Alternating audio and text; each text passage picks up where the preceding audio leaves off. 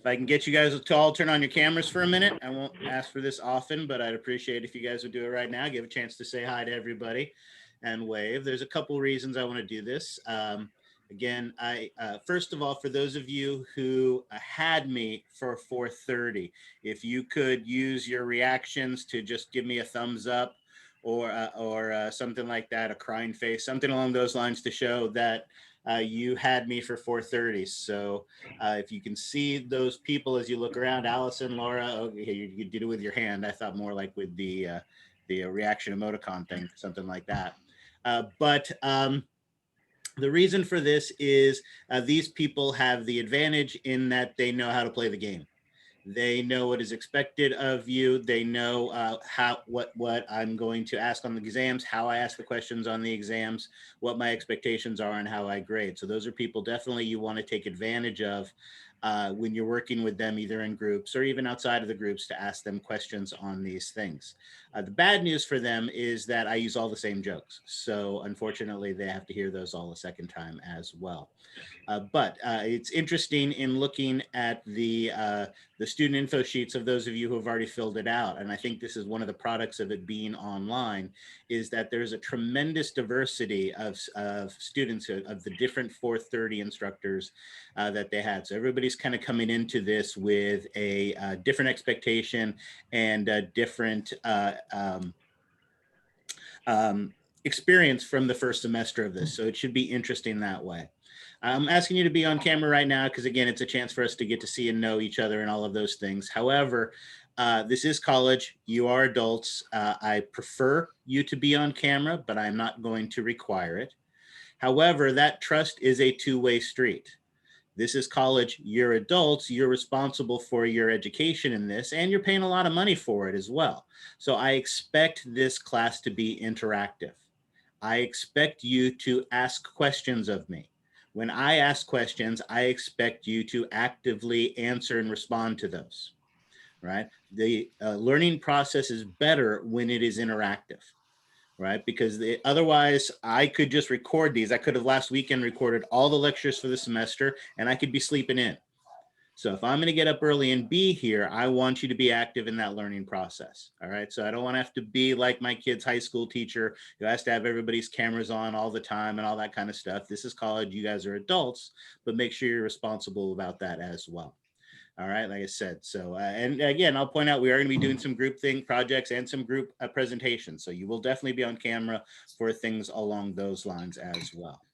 Now, I've had a bunch more people jump in, so let's quickly go back to the whiteboard screen so we can talk about that. For those of you who have not done so already, and let me make myself explicitly clear on this, you must take the attendance quiz now. There is an attendance quiz in the tab on Canvas. It's one question. The access code is first, and take that now. The same way that, like on shampoo, it says on there, do not eat, because somebody ate it. And so now they have to put the warning on here. After yesterday's class, where I had a student who allegedly was there at the very beginning of class, got all the emails that talked about an attendance quiz, saw the big red notice with the big circles around it about the attendance quiz. I mentioned the attendance quiz 5 times. And before the first break, I gave 2 warnings about the attendance quiz. Didn't take the attendance quiz because he didn't think he had to, and he got dropped from the wait list. So let me make myself explicitly clear. If you do not take the attendance quiz, you will either be dropped from the class or you will lose your priority to add the class. So make sure you do that and do that now. All right. This will also be how, when we have daily quizzes, if we have the daily quiz at the beginning of class, this will be what happens. When you come on, you'll see the access code for that daily quiz. Some of those daily quizzes will be announced and some of them will not. So when you come on those days, you may have a daily quiz. You'll see the access code here, and then you'll go take it. And usually you'll have 5 minutes. It's 5 questions, 5 points, multiple choice questions until you take 5 minutes to answer them. And then you are on your way. And then we start class usually at 8:10 on those days. The other thing that you will always see when you log on in the morning is you will see our schedule of events for the coming weeks. As you can see, we're starting out pretty slow, but don't worry, we will pick up speed as things go.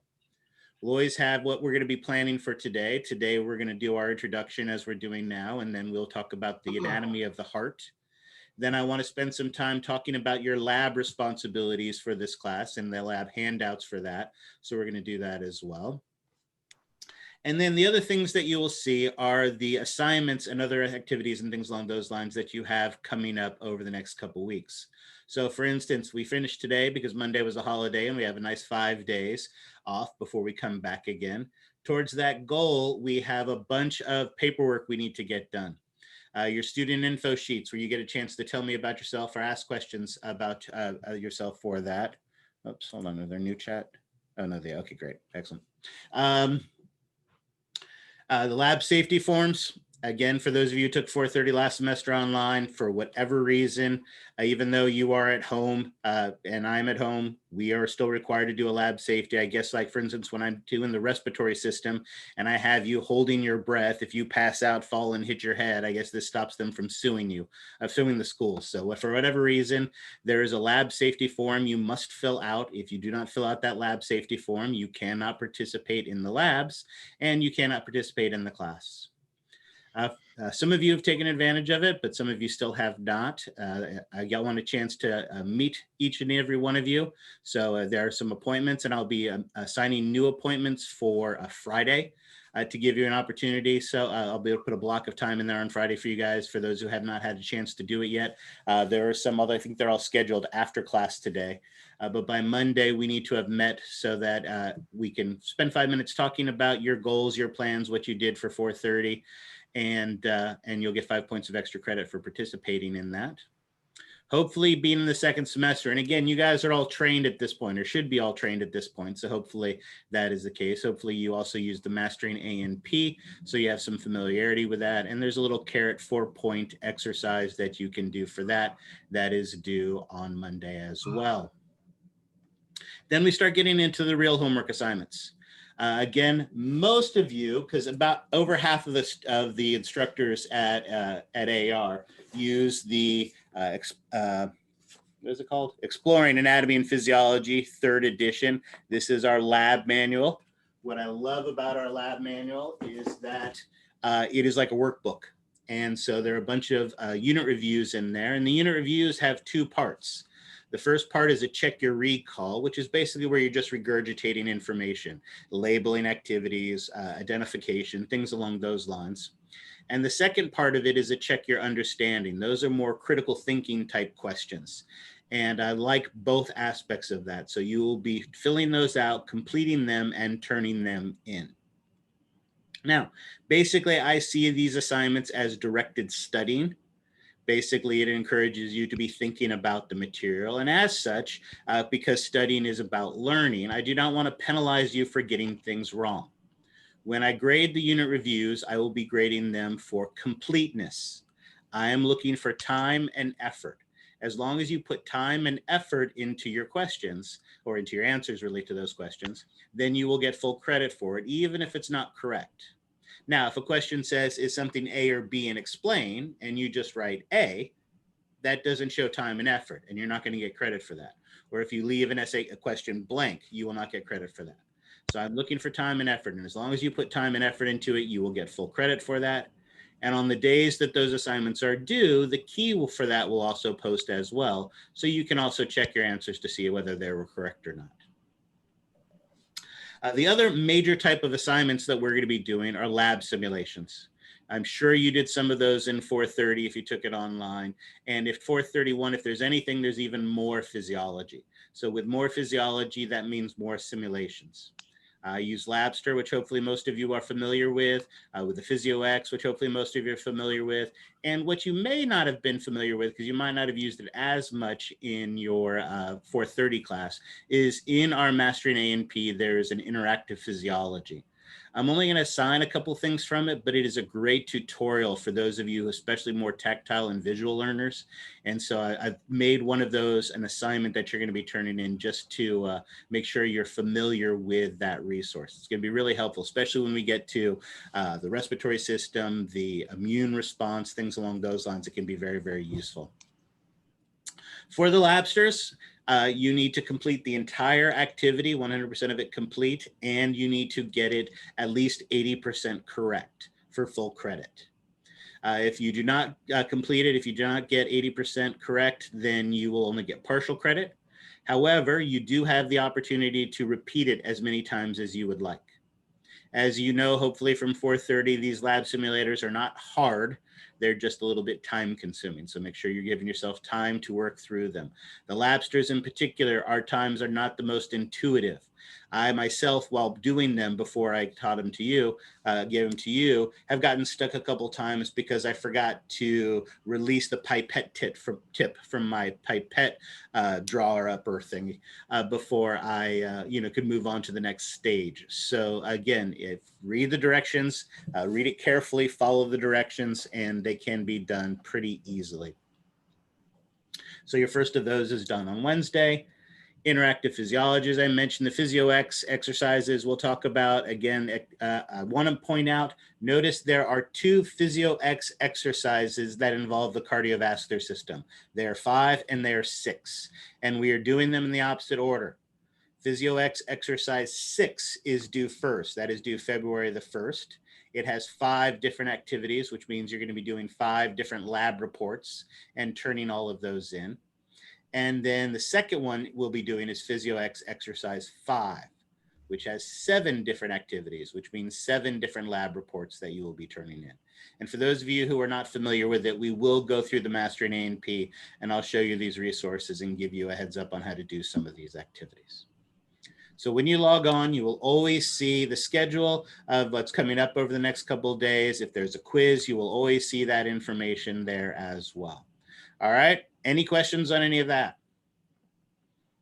And is there anybody who has not taken the attendance quiz yet? Stunned silence. Excellent. All right. Hopefully that is a good sign. All right. Let's quickly get through our introduction to this class.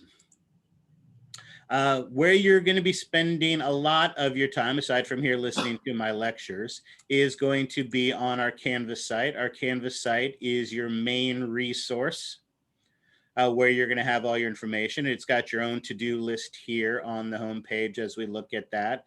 Here's a good question. All right, so if you click on participants, at the bottom of the participants, you should see yes, no, go faster, go slower, more, all of those types of things. I want a yes or no answer from everyone. Have you received at least 2 emails from me? Hit yes if you have, hit no if you have not. Come on, there's 37 of you. I don't want to see it in the chat window. No, not in the chat window. I want you clicking yes or no on the participation. Use that for the interaction. Still only at 12. I'll wait. If you can't find it, let me know. There we go. Keep going. Oh, how do we go from 13 down to 12?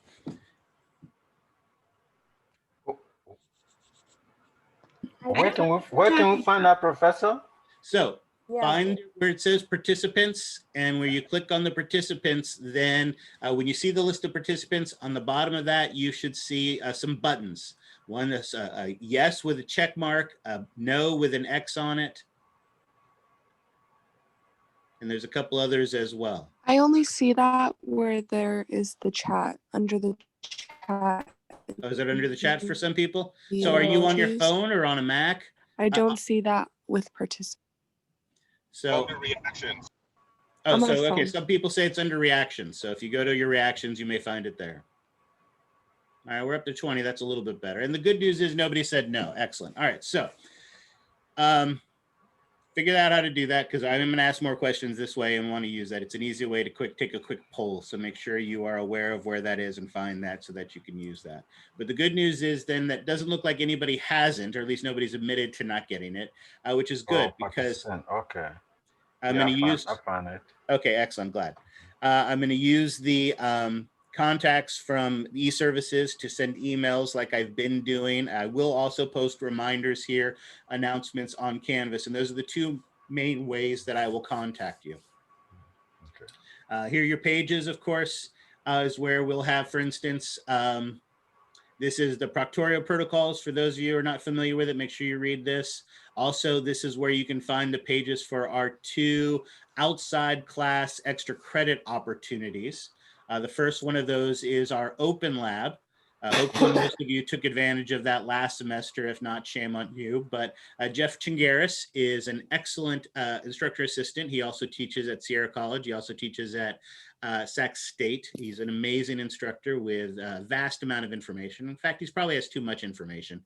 But he is a great resource. Normally in this class, we have an open lab on Fridays where you get to go in the classroom and work with the models and work with the microscopes and work the materials at your own pace. Obviously, we can't be on campus now, but instead, you can do it by proxy with Jeff. Jeff has a ton of models, 2 cameras set up, a whole bunch of resources that he can help you to understand and master this material. Take advantage of him, take advantage of this opportunity to learn the material because it will help you to be successful on the exams. But as a carrot to encourage you to take advantage of this, for every hour you spend in open lab, you will get 1 point of extra credit.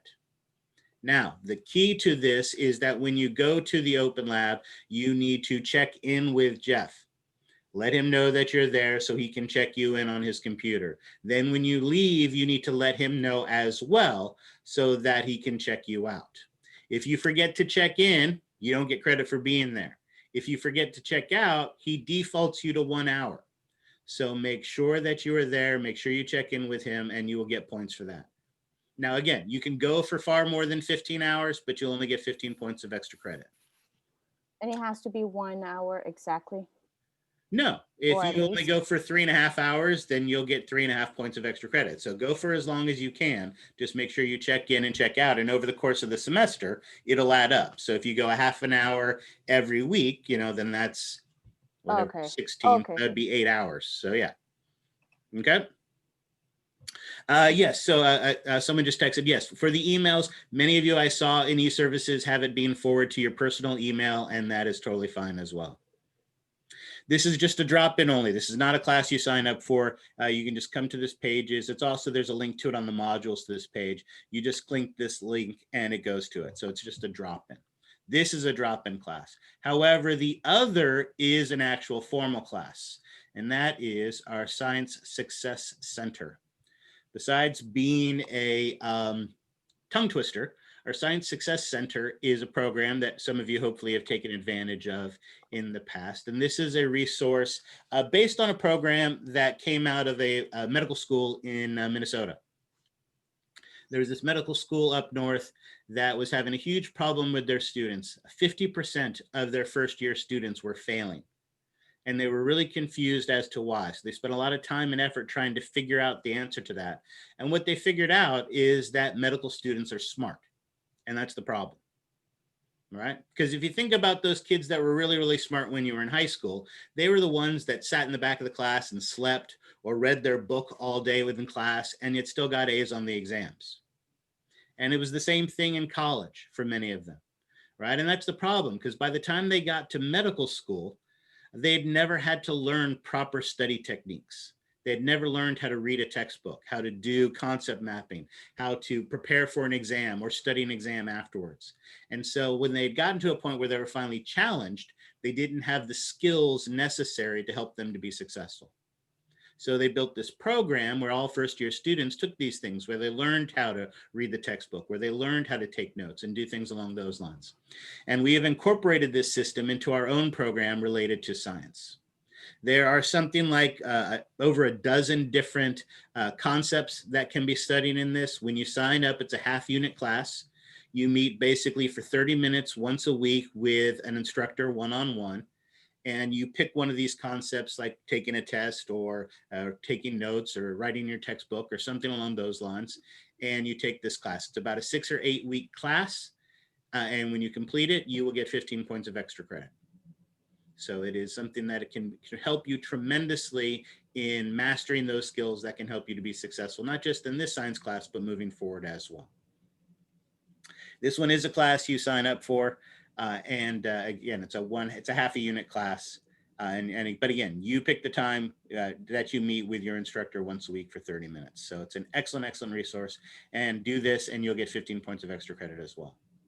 I encourage you to do both, but you can't double up on the extra credit. 15 is the most that you can get extra credit wise from these things. I want to briefly go over the syllabus. You obviously are here, so you know where the Concur Zoom is and how that works. Again, this is the second semester of Anatomy and Physiology. Together, we'll have learned everything that you need to do. If you have any trouble sleeping at night, you can read the student learning outcomes, and they will help you to be able to do that.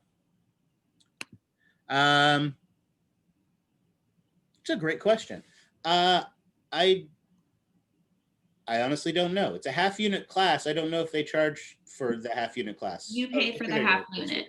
I'm sorry? Yeah, You pay for the half unit. Okay, so you do pay for the half unit. What does it cost? What does the half unit cost? $26. Yeah, something like that. Okay. So again, if it's not required, it's just something that you can do. I've had many students do it and be successful, but it's not required. All right, but someone says it's free. Maybe if you get the BOG waiver, I think it's free or something like that. So you'll have to check that. That part I don't know. That's a great question. You should already have the resources because this is the second semester class. Like I said, the only thing that may be different is I do know there are some instructors, and I'll show it again, that don't use, most of them do, but some don't use the Exploring Anatomy and Physiology by Ammerman 3rd edition lab manual. So you can purchase it separately. You can rent it from Chegg. I think someone yesterday told me it's $10.99 a month if you want to rent it from Chegg. So if you want to rent it for a month and download all the pages that you need for the semester, you could do that if you really wanted to. Or print them out. So that's however you get that. The only other thing is if you purchased it through the bundle, the other thing that it comes with is a Histology Atlas. Again, I saw there's like 6 different instructors that people are coming to this class from. And I know not all the instructors emphasize histology as much as I do. Histology is something that is very, very important in 430 and is equally important in 431. So you do not get to forget about a ciliated pseudostratified columnar epithelial tissue. We will be looking at them again. And as I'm sure you remember from 430, when you first looked at a ciliated pseudostratified columnar epithelial tissue, you didn't quite understand what a ciliated pseudostratified columnar epithelial tissue was. So if, for instance, you went to Google and did a search for ciliated pseudostratified columnar epithelial tissue, you're going to get a bunch of stuff, but not all of them are ciliated pseudostratified columnar epithelial tissues. And if you don't know what a ciliated pseudostratified columnar epithelial tissue is, you can't tell which ones are and which ones are not.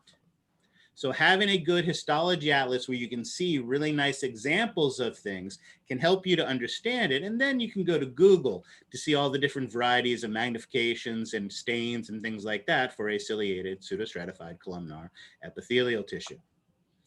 So again, having something like that is something that is very, very useful. The pages that you're going to need, you can see, I'll show you at the end of this where you could find where that would be. All right, so if you don't have a histology atlas, it is something I strongly encourage you to have. You don't necessarily have to have the one in a bundle. There are some other resources that I've provided for you that have some decent stuff, but having something like that is important. All right, instruction is going to be like it is here.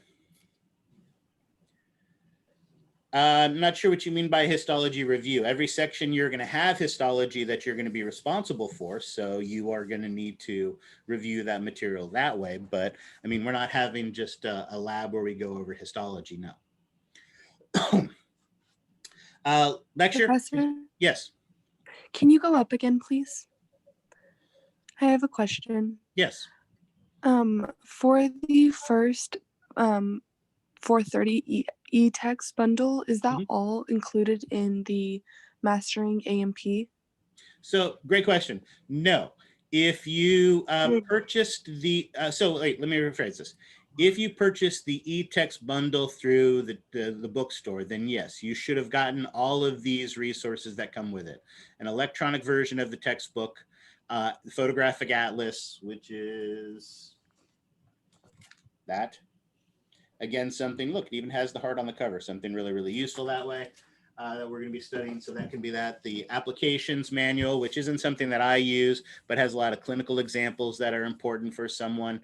Those are good that way. If you purchase the electronic version of the textbook and the modified Mastering A&P through Mastering A&P through Pearson, because you can actually do that from our Canvas site. You can just access it that way. You don't get a photographic atlas. You don't get the applications manual.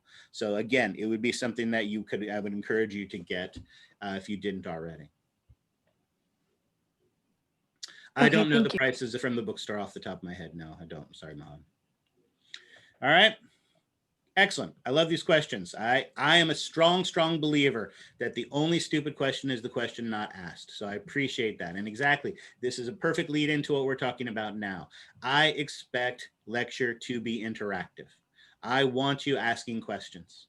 If you're confused by something, I guarantee somebody else is confused by it as well. So be the person that is bold enough to raise your hand and ask the question so that you can get the clarification that you need. As we just pointed out, you're spending good money to take this class. This class is important for you to move on in your career moving forward in life. You want this information. You need this information. And if I'm not good at doing a good job of giving it to you, then make sure that you ask those questions so that you can get the information that you need. So I expect this to be interactive. I will ask questions. You shall answer them. You should ask questions. I'll do the best to answer them. And again, we'll be that interactive that way. So lecture absolutely is expected. Attendance is expected. And there will be daily quizzes. We had the attendance quiz today. There will be other quizzes. Quizzes will either be at the very beginning of class to encourage you to be here on time, or they will be at the end of the lecture portion to encourage you to stay through the entire lecture. Again, it's going to be 5 minutes, 5 multiple choice questions. It won't even use Proctorio. It's going to be a quick thing that I expect you to do.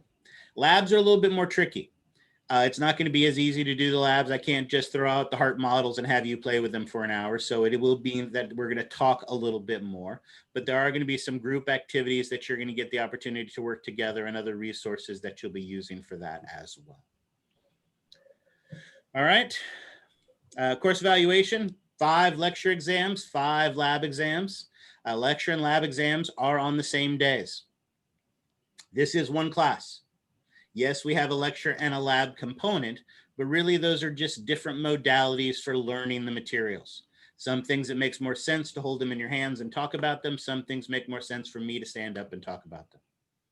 Yes, lecture exams tend to lend themselves better to processes, right? Mm-hmm. Describe the process by which a muscle contracts. Describe an action potential, right? Describe the process of homeostasis. Those are all good kind of essay questions. Anything that has steps makes good essay questions. But I can ask you anatomy on a lecture exam. What are the specific types of synovial joints? What are the specific types of cartilaginous tissues, right? Something along those lines. Lab exams will be identification. You'll have pictures with arrows pointing at it. What is this? What is this? What is this? But I can also ask, what does this do? Right? What are the 4 actions of that muscle? Right? Or something along those lines. So again, all the information on all the exams. And so that's why the tests are on the same day.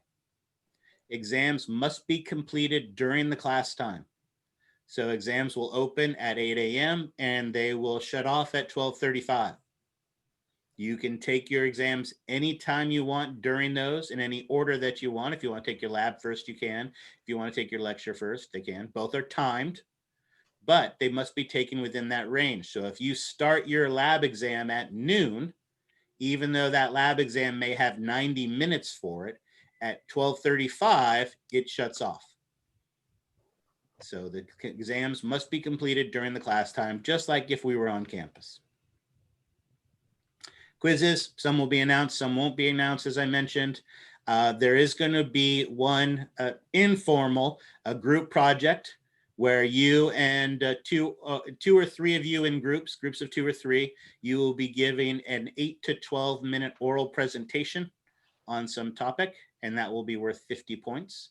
But we won't be doing that till the second part of the class, so we won't worry about that for a while. We also have a comprehensive final exam. No, 8 to 12 minutes total. So for the group. So if the 2 or 3, so if there's 2 of you, you have to talk for on average 4 minutes each, or really 6 minutes each. And then if there's 3 of you, you have to talk for about 4 minutes each. But again, you can break that up how you want. But yes, go for group, per group, not per person. And again, it's very informal. I don't care about your presentation skills. It's really just about providing information. It's a way of making the information process more interactive. But like I said, we're not going to worry about that yet because we have weeks to go before we get to that. Comprehensive final exam, cumulative, covering everything that we've talked about for this entire class. It counts as a grade on its own, right? And it's worth 100 points, just like the lecture exams. Now, I know some instructors offer to throw out your lowest lecture exam. I hate that process. It seems stupid to me because it's like saying that one of the 5 sections of this class isn't important, and it's all important. However, I do want to encourage learning. I do want to encourage retention of this information. So what I will do is I will replace your lowest lecture exam with your final exam. All right. Let's say you stumble on this first lecture exam because maybe you had a 430 instructor who was not as vigorous as they should have been. And so your expectations were very low as to what to expect. And so you get hammered on the first exam. Or maybe you do really well on the exams, but right before the 4th exam, grandma runs off to get married in Vegas. And you end up spending the weekend in Vegas and you don't have the time to study and you totally bomb that last exam. Right? Those kind of things happen. So let's say, for instance, you get a 79, 78 on the first exam, 83 on the second, 89 on the third. Like I said, you're really cruising along with that, but then grandma gets married in Vegas, you stumble a little bit and it drops down to a 65. But you finish strong with an 83, and those are your 5 lecture scores.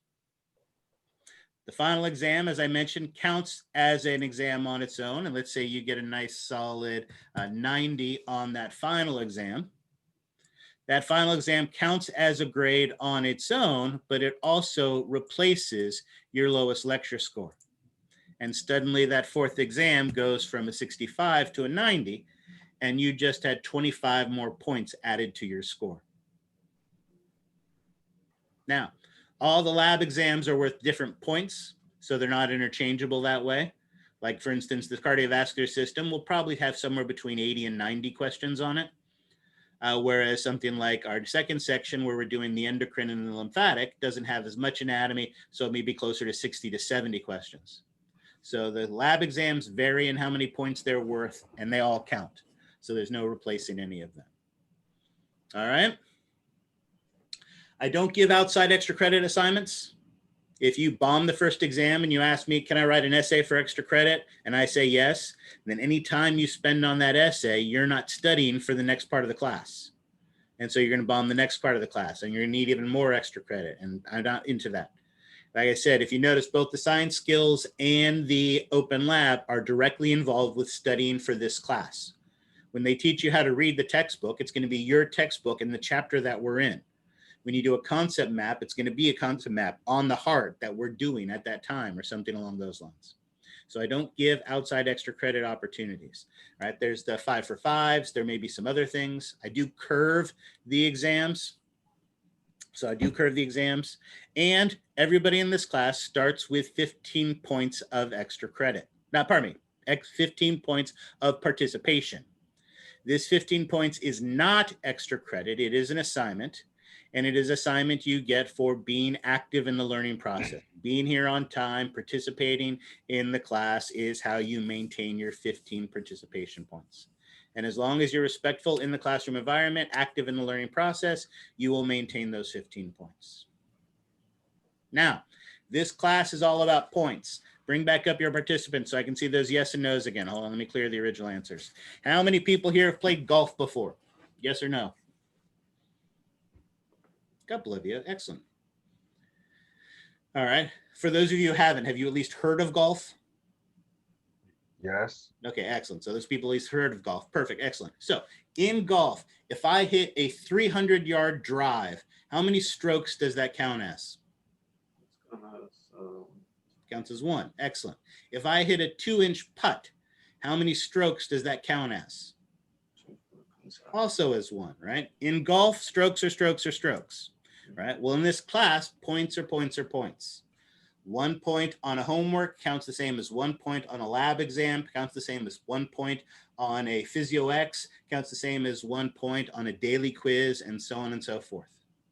Your job in this class is to accumulate all the points. Get as many points as you can. And your points determine your grade. And that's the beauty of this class. There's no competition. If every single person in this class gets 90% of the points, every single person in this class is going to get an A. Your grade does not affect anybody else's. That's one of the advantages of this class. You can work together to learn this material, to study this material, to be successful, because if you help someone, one of the best ways to learn something is to teach someone else. So working together helps everybody to benefit from this. But the flip side of that is your points determine your grade. If at the end of the semester, when all the points are added in, if you end up with 69.9% of the points in this class, what is your grade in this class going to be? D. It's going to be a D. All right.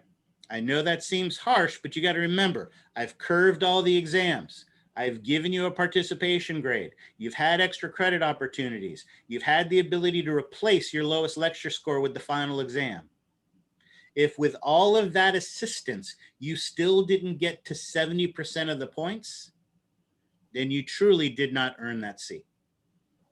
So the good news is it doesn't happen often, but every once in a while, I have someone who falls 5, 10, 3 points short of the grade that they need. And unfortunately, if that happens, the points talk. Your grade is what your grade is. All right. Questions on that? All right, let's do the doom and gloom stuff. Again, this is a challenging thing having this class online. It's a horribly fast pace. Time is very limited. Because of that, the course policy is that there are no makeup exams and quizzes. The quizzes are simple.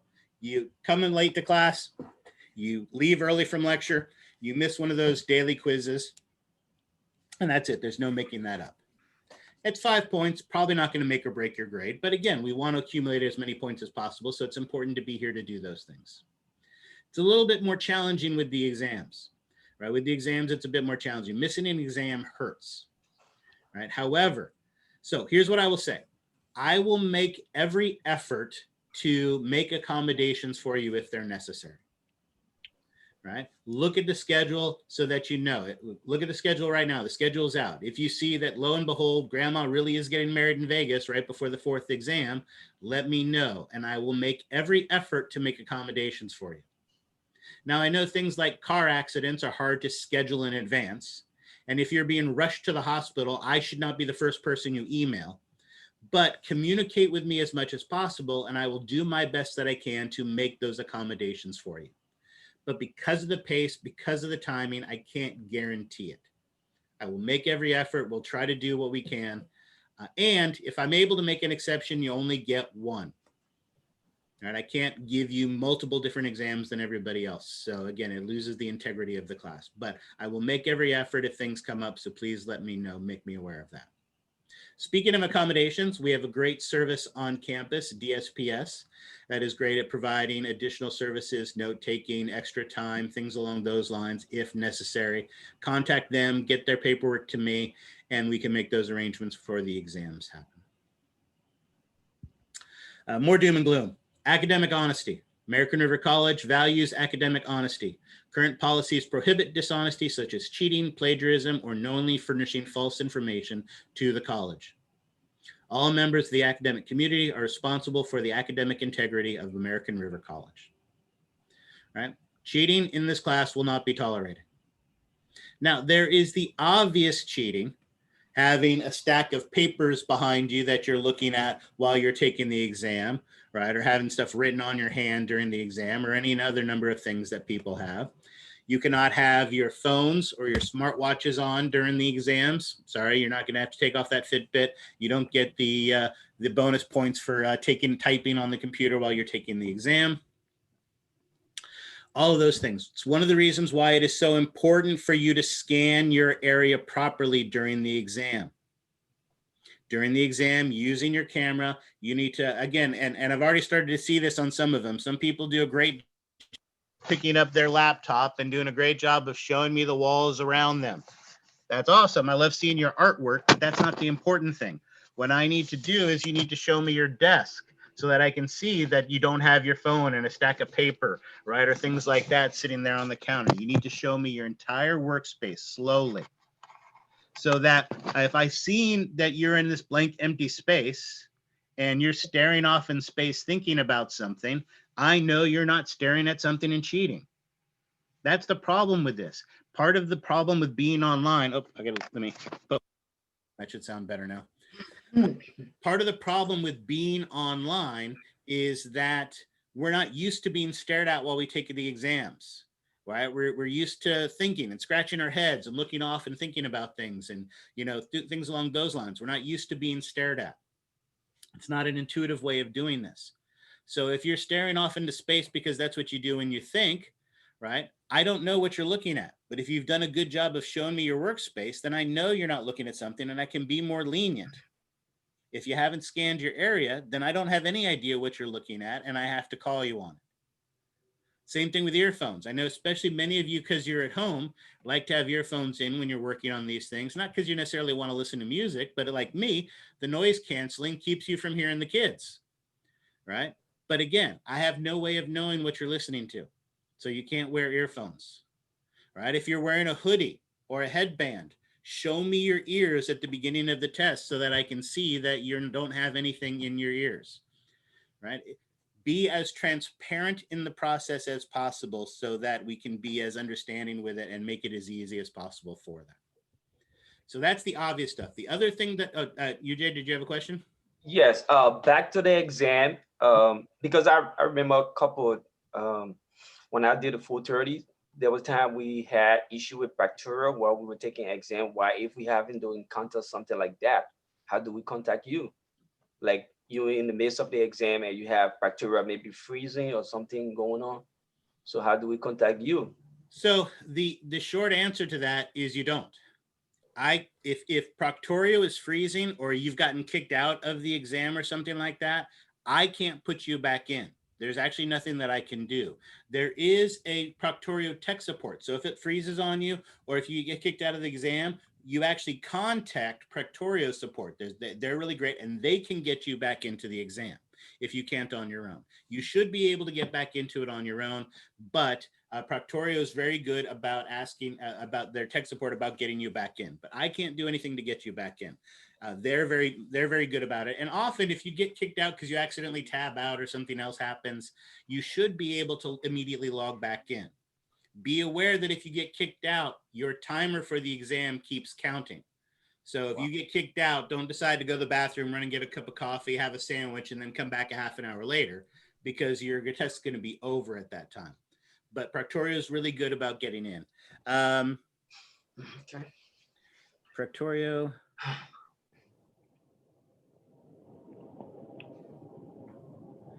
So Sarah, that's a good question. If you, for instance, have your student ID on this, as long as I can clearly see it, then that should be fine if you're doing it that way. It has to have a photo. It has to have your name, your student ID. It doesn't have to be like a driver's license or anything like that. Driver's license is okay, but your student ID is fine for that as well. So yes, those would be fine. And yeah, you just, if you have a picture of it and you just want to show it on the camera, that should be fine as well. Even if, you got to remember, Proctorio doesn't give you zeros on the exam or things that it flags things that are a problem and then I have to go and look at them. So I'm the only one who sees these things. I'm the only one who sees the videos. It's my understanding that even the Proctorio tech support can't see your videos. I am the only one that sees your videos from the exams. I'm the only one who sees your ID photos. So the computer may flag it as being weird, but I look at it and I decide if it's an issue. So yeah, student ID is fine, driver's license is fine. I assume a picture of it would work as long as I can see it.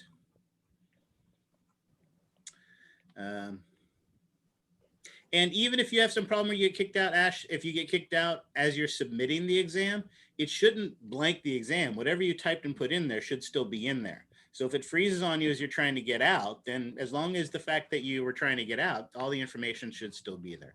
So it shouldn't be a problem that way. On the days of the exams, I do monitor my email closely. So if you are having some kind of problem, email me and let me, make me aware of it, and I might be able to help. But most of the time, if you get kicked out, it's Proctorio support who can actually be better at getting you back in. I can't physically get you back into the exam. Okay. All right. Excellent. So the other part about cheating that I want to emphasize, because I want to encourage you to work together in groups on these things. But if you're doing, for instance, a homework assignment, when you're working together, you can discuss the answers together. But when it comes to writing the answer down, I want you writing it in your own words. If you're doing the unit reviews, I don't want to see 4 copies of the exact same paragraph on those because you guys discussed it together. On the exam, you have to be able to explain things in your own words. So it is better to write these things in your own words as well. So make sure that you are submitting your own original work on all those homework assignments as well. Tip for some of you guys, sometimes Proctorio will ask for an access code. Yes, so that's a great point. If you are asked for an access code, then that means that Proctorio is not, the extension isn't set up properly. So you have to click that secure Proctor exam button to reset it, and then it'll update the extension, and then you should be able to get in. So that is a great tip. Thank you for that, Sarah. All right, 2 more quick things for the doom and gloom. Dropping the class. Obviously, all of you are here right now, so you're hearing this, so this isn't an issue. But if you're not here today, you've lost your priority on the class. Or being dropped from the class priority from the wait list, which reminds me, I'll say it one last time. Is there anybody here who has not taken the attendance quiz? If you have not taken the attendance quiz, you will be dropped from the class. This is my last warning. So if you have not taken it, the access code for it is first. If you're afraid to speak up, all lowercase. So take that. That shows that you were here. It maintains your spot in the class or on the wait list. But the same thing happens tomorrow as well. Monday, you have to be here. Again, there are a lot of students who are trying to add this class. So if you're not here on Monday, if you don't do the attendance quiz on Monday, you will be. Great question, Brittany. I'll get to that in a second. Let me finish this first. Sarah, same thing. Hold on, let me finish the statement and then I'll answer your guys' questions. On Monday, you have to take that attendance quiz, or I will drop you from the class, or you lose your priority on the wait list. So it's important to do those things. I'm hoping by Monday we'll have resolved all of the enrollment issues. It may cover until Wednesday, but eventually we will finalize enrollment, at which point this is college and you're adults and you're responsible for your schedule. Right now, I will drop people actively because I want to make room for other people. But if after the first 2 weeks you decide you don't like my teaching style, you don't like this class, you don't like getting up at 8 o'clock in the morning, and you decide to stop showing up, that's fine. This is college, you're adults. But I'm not dropping you from the class. You are the one that is responsible for your schedule. Remember, you can only take a class like this 3 times. If you decide this isn't one of them, you want to make sure you drop it right away. You have till January 29th to drop for a full refund on your tuition, and it doesn't count as one of your 3 attempts. If you stay enrolled past the 29th, this counts as one of your 3 attempts. Now, the good news is you can still drop with a W up till the 18th. You'll get a partial refund at that point, and it counts as a W, so it doesn't affect your GPA, but it does count as one of your 3 attempts. All right, Brittany, you had a question about the exams. Usually somewhere between 8 and 12 essay questions on the exam. So usually somewhere around 30 multiple choice questions, usually somewhere around 2 to 4, fill in the blank, and usually somewhere between 8 and 12 essay questions.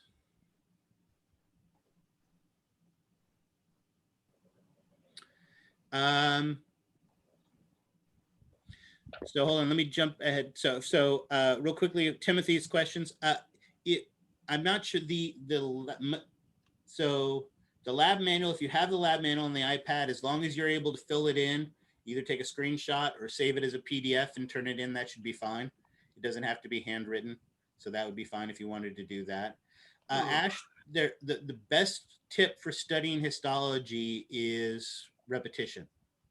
As you pointed out, it is hard. It is not intuitive. So the more time you spend with the tissues, the more familiar you're going to be. So it's really about repetition, getting familiar with it that way. Spelling does matter.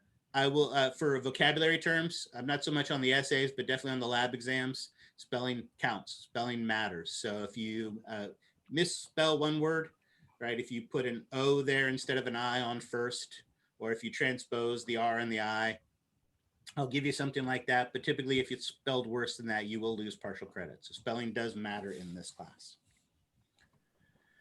All right. All right, that's it for the doom and gloom. Let's finish up with the class tips.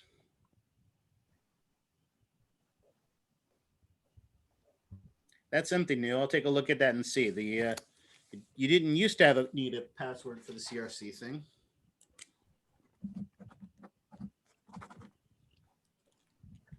But we'll take a look at that.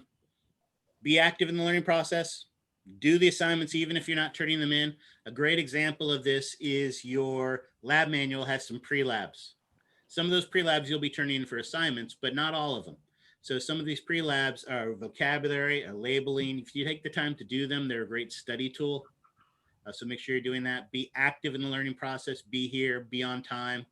Do your homework and turn your homework in on time, right? Homework is free points for studying, but you have to turn them in on time.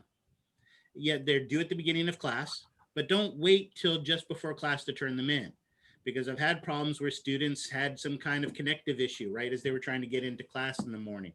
And so they turned in their assignments 5 minutes late. And if you turn it in 5 minutes late, it's late. The good news is you can turn assignments in late. In fact, you can turn an assignment in up to 1 week late. But whether it is 5 days late or 5 minutes late, it is only half credit. Now, I had a student a couple years ago, it was when we were on campus still, who got A's on all of the exams and ended up with a B in the class because he never bothered to turn in the homework. He didn't turn in the homework, or he turned it in late constantly. It wasn't a priority for him, and it ended up costing him his grade in the class. So it is important to do your assignments and turn them in on time. All right. Take advantage of your groups. Work together. I will be setting up discussion boards for your groups. There is a discussion board where you can set up and form your own groups to study. So take advantage of that. Take advantage of me. Email me. I'm very good at responding to that. Come to my office hours if you're unclear on things. We've got office hours right after class. It's super convenient.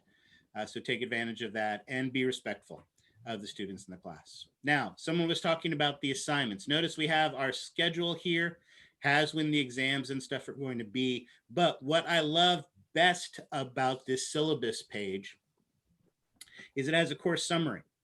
On this course summary, it shows you exactly what you have and what they're going to be due. So notice our first exam is on Wednesday, February 10th. And I can see every single assignment and every single day that those assignments are due. So you should never have to email me and ask me, oh, when is Unit 19 review due? You can see right here, it's due at 8 a.m. on February the 8th. So you've got the entire schedule of all the assignments, everything we're going to be doing for the whole semester is right here. All right.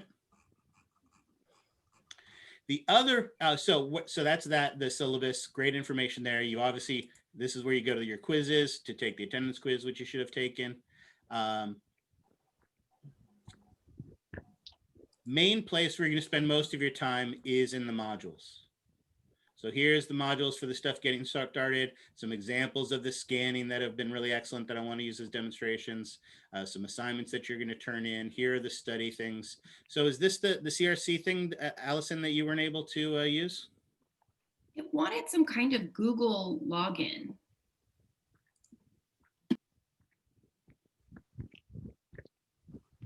I don't know. I'll try it again.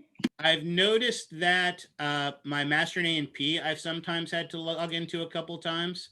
So I don't know if there's something wonky with the system right now, but I would just try it again.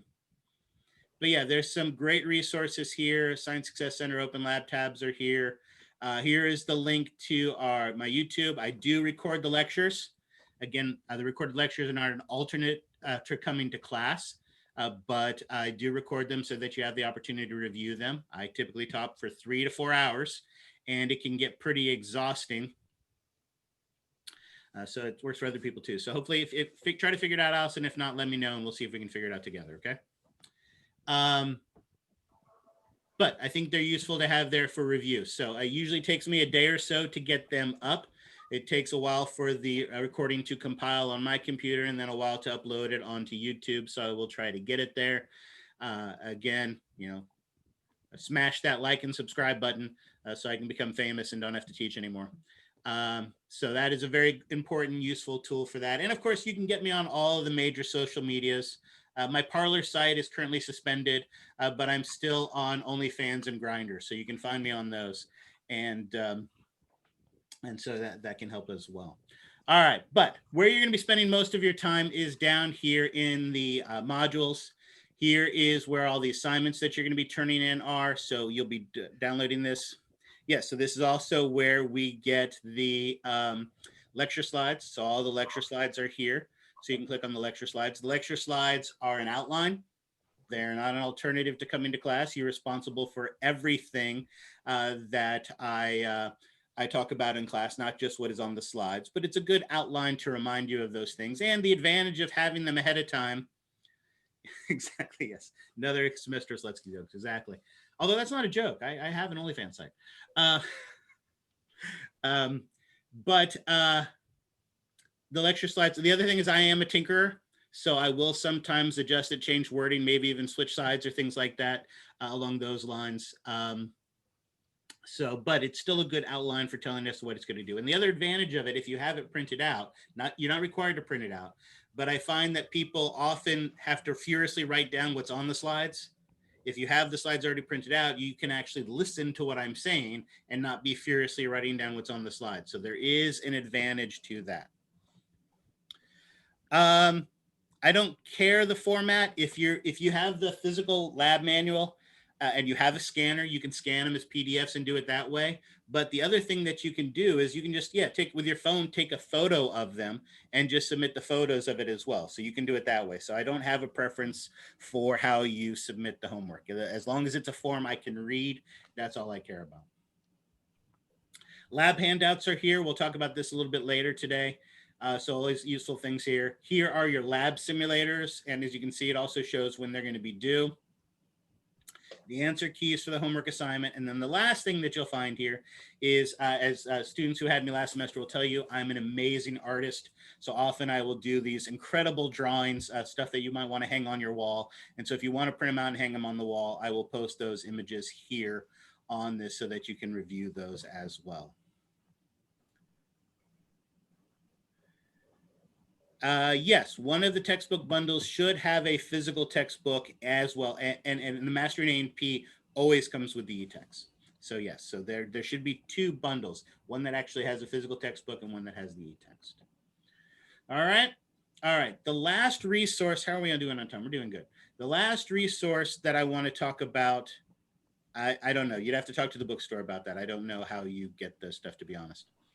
I think they ship it to you, but I don't know that for sure. The last thing that I want to show you where you'll spend a fair amount of your time is the MyLab and Mastering. Again, most of you hopefully have some familiarity with this. I don't have a student account for this, so mine might look slightly different from what yours is. Sarah, as the students who had me last semester will go, our class goes till 12:35, and there are definitely days where I'm talking till 12:34, right? And then we're screeching in. So see, Maxim tells you, you can see some vigorous nods from some of the other students who had me. I will take full advantage of our time together. Now, the one thing that I will say is it's not quite as bad in 431, unfortunately, because normally, for instance, what we would do is we would talk for half the class, and then I'd be giving you spirometers, and we'd be breathing into it, or we'd be holding our breath. There's a lot more physiology in 431 that we do in the classroom. So not all of the lectures will take the full time. I think today we'll probably finish a little bit early, even with the introduction. But most lectures go 3+ hours, easy. And there are many times where we go the full 4.5 hours of talking. Now, we'll take breaks in between. I'm not going to talk continuously. We will take breaks, but... Joycelyn, No, so I can't print the handouts for you. That's something that you can do for yourself. I've posted them, made them available. I don't have access of printing them or providing them for you. So I can't do that. If we were in the classroom, I might be able to do that, but I can't do that here. All right, where do we want to go? I want to go, oops, hold on. I want to go here.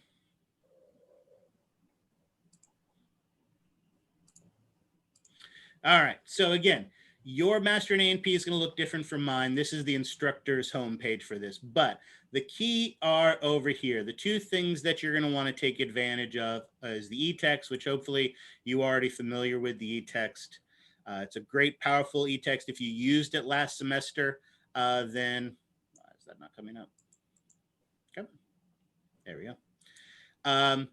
Any bookmarks that you put in it should be saved. Any notes that you put in it should be saved. You can actually download chapters to your iPad, to your iPhone, and take them with you if you don't have access. So you can see here's some pages that I was at last time.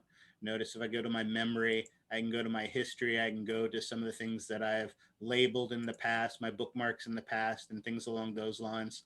So you can see that it's a really, really powerful tool. It has a powerful search engine to it that can be used. It is a great resource. If you like e-text, it's a good one. And there are a lot of links to interactive things. They've really, this version of the textbook, they've really taken advantage of the online resources for that. So familiarize yourself with that. The other place where you should be spending a lot of your time is the study area. In the study area is where you're going to have a lot of the resources that you're going to be responsible for. First, and probably most importantly, is your Physiox. Your Physiox is an interactive lab simulator. As I mentioned, we are doing, for the cardiovascular system, 2 cardiovascular dynamics, exercise 5, and exercise 6, cardiovascular physiology. Notice there are 5 activities. For those of you who have not done these before, when you click on this activity, there are the objectives you'll walk through. You'll read and understand what it's doing. You'll answer some questions. Oh, hey, look, I got that right. Oh, no, I got that wrong. And you're going to go through these things. Hopefully, you're putting a little bit more time and effort into it than I am. Notice as I complete the activity, it asks me if I want to submit this to my lab report, and I do. As you do this, it is going to make a lab report for you, right? There's my sheep heart beating away happily, and I get to do all these different activities. I can count and see how much, I'm sure it's 100 beats a minute, submit my data for that, and I can check my answers and do all of these things. And as I go through the activities, I'm going to be submitting all of this information and collecting it, doing the activities that it tells me to do. Afterwards, there is a post quiz that I'm going to take. After that, and I'm submitting it, there are some review sheets where I'm going to answer the questions, submit that. And at the end of that, you have a lab report. Now, obviously, my lab report doesn't have much to it because it has no data, right? Because I didn't do anything, but you get the idea. Notice as you scroll down the lab report at the bottom here, it says printable, savable version. Click that. Put in your name. Print save as. When you click this print save as, you can then save it as a PDF. If I save it as a PDF, I can save it as a PDF right to my desktop. Physiox exercise 6, activity 1. Boom. I've saved that. And then once I'm done with that, I can then go back and do the second activity, and then the third and the fourth and the fifth. And you are going to end up with 5 different lab reports. And remember, those lab reports then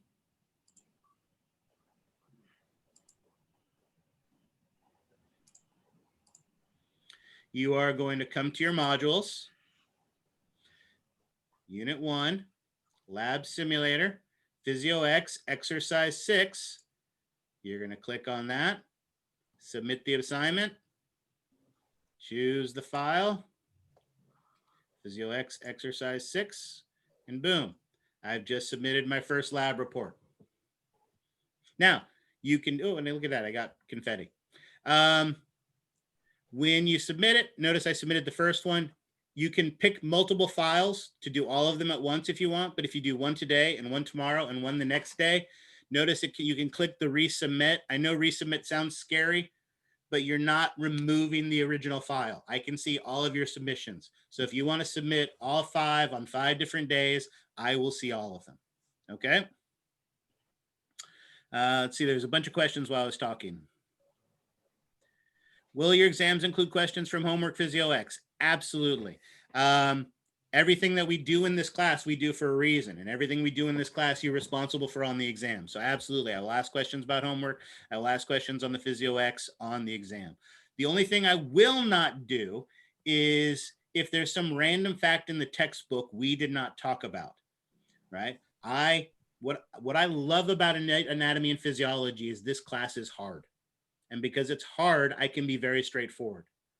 I can tell you X, Y, and Z is going to be on the exam, and you still are going to need to put hours and hours into X, Y, and Z to learn it. Okay. So if you read your textbook, you'll see that there are concepts in that textbook that we don't cover in class. We don't cover on a homework assignment or a lab simulator or anything like that. If there are some concepts we don't cover in any way on the in the class, it will not be on the exam. All right.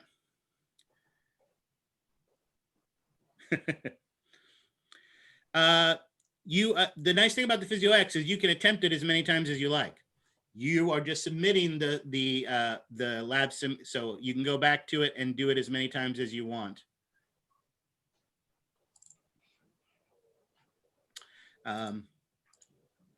And the activities. Now, the one thing you can't do is save in the middle. So once you start one of the activities, make sure you finish it, save the lab report, and then go back and do other ones.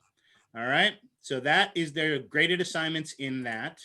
If we go back to the study area. As I mentioned, something that you might not have done in 430 is the interactive physiology. The interactive physiology, as you can see, there's a little bit of stuff for muscles, a little bit of stuff for nervous, but a lot more for the cardiovascular, a lot more for the immune, for the respiratory system, endocrine system. These are great walkthrough tutorials. So you are going to be doing the one on the ECG as an assignment for me. So you'll come in here and you'll do the ECG activity for this one. And so you're going to do that activity. They're just walkthrough tutorials. Very simple and straightforward where you follow the instructions and go through it. There's the ECG one right there. So you'll be doing this activity, watch the video, listen to it, and all those things. So it's the overall electrical activity of the heart is detectable by electrodes placed on the skin. So on and so forth. So you'll do those activities and there's a handout associated with that. You'll watch it and you'll answer that handout for that. So this is a great study resource. I love the immune response that they do for this. That they talk about it like a castle, and they talk about the soldiers and in the walls and the defenses of that castle, which is kind of what our immune response is about. So it's a really good, useful tool that way. However, there's a lot of other great resources in here. And one of the easiest ways to get it, there's art labeling activities, practice tests and quizzes, animations and videos. But one of the easiest ways to find what you need is there's a study by chapter. So notice we study by chapter and we go to the heart, which we're studying right now. It shows the parts in the e-text. It shows you the interactive physiologies. There are flashcard maker, video tutorials, MP3 tutorials, career activities, art labeling activities. There's all sorts of great study resources here that can help you to be successful.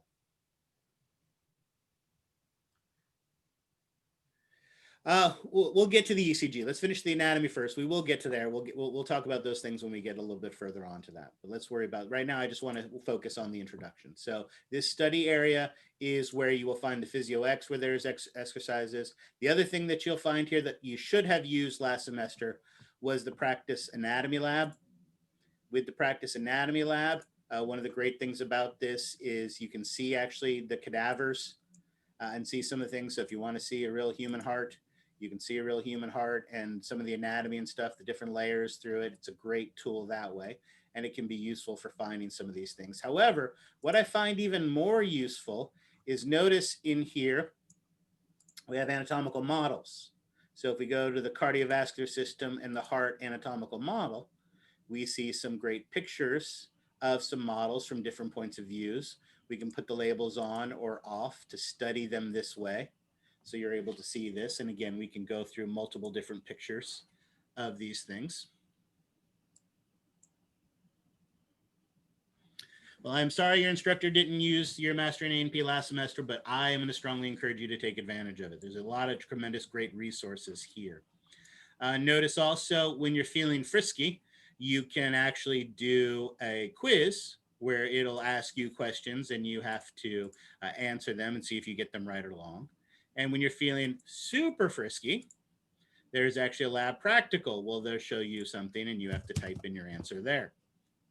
So this is a really, really useful tool for you to take advantage of. So again, if you have not used that, then good, congratulations.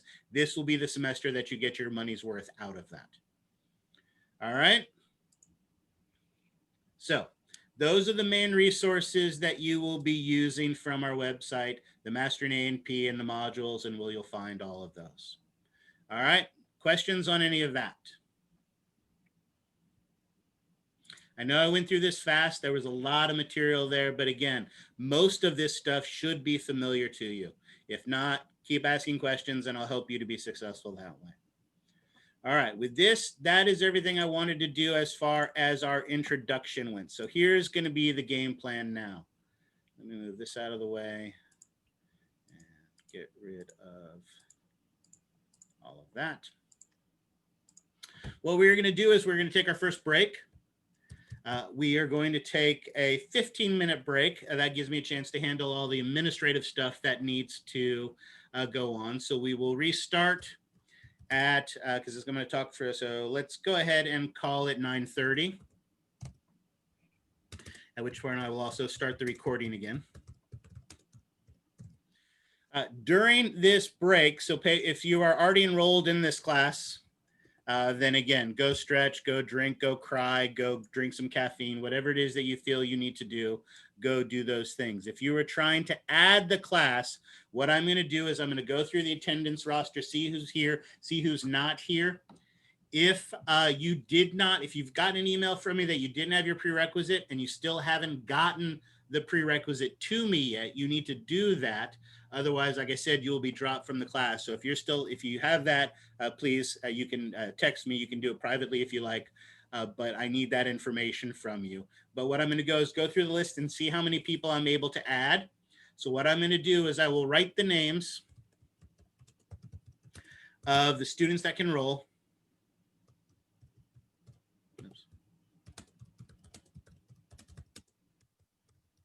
Here on the whiteboard. So I'll write that during the break. If your name is here, you need to email me your student ID. And when you email me your student ID, I will send you the permission to add number. All right. It won't be till after class. I won't have time to do this before after class, but I will go over that. So I will send you the permission to add number. You must use it within the next 48 hours. If you are not on my roster by Saturday morning, you will lose your priority. Make sure to remember to pay, because remember, if you don't pay within the first, 24 or 48 hours, you'll get dropped from the class. And if that happens, you'll lose your priority. If I'm not able to add you right now, then I still encourage you to stick around for the lecture, because I will be able to hopefully add more people on Monday. I'll scare some people off with lecture. Like I said, there's still a couple people in the class who don't have their prerequisites, who either didn't show up today or need to provide it for me, so they could still be dropped. So even if I'm not able to add you today, I strongly, strongly encourage you to stick around to get the information. Now, I know if you're not on the wait list and you're trying to add another class and you have to leave to go to that other class, I understand that. And you will not lose your priority if you have to leave. The fact that you took the admissions class test maintains your priority. And so come back at the beginning of class on Monday and I will try to add you. But if you can stay, I strongly encourage you to stay. All right. Okay. So let's take a quick 15-minute break. Can I go back? So here, let's do it this way real quickly before I pause it. If we go back to class assignments, notice here under the modules, under the lab simulators is the Interactive Physiology 2.0 electrical activity of the heart. When you click that, it's got all the information on how to get it. Here is the handout that you're going to print out or take as a PDF and write on it as a PDF, and you're going to submit it here. So again, all the information, all the instructions are right here. I try to make it as simple and straightforward as possible for them. Okay? So thank you for asking that question. All right. Yeah, exactly. Yeah, get some caffeine. Irish it up if you need to. Exactly. All right. So any other questions before we take our break? Professor, Yeah. are we gonna have class during the day of exam? During when? During exams time. No, great question. So on the days when we have the exams, on those days, you will only have exams. Okay. I will be actively monitoring the email if there's any questions or problems or anything along those days. But on those days, you will use the entire class time to take the exams. And that's all you'll be doing on those days. Okay. Yep. Thank you. Excellent. Any other questions? All right, excellent. Let's take a 15-minute break. I'll see who I can add right now, and we'll go from there. And then I'll see you guys back here at 9:30.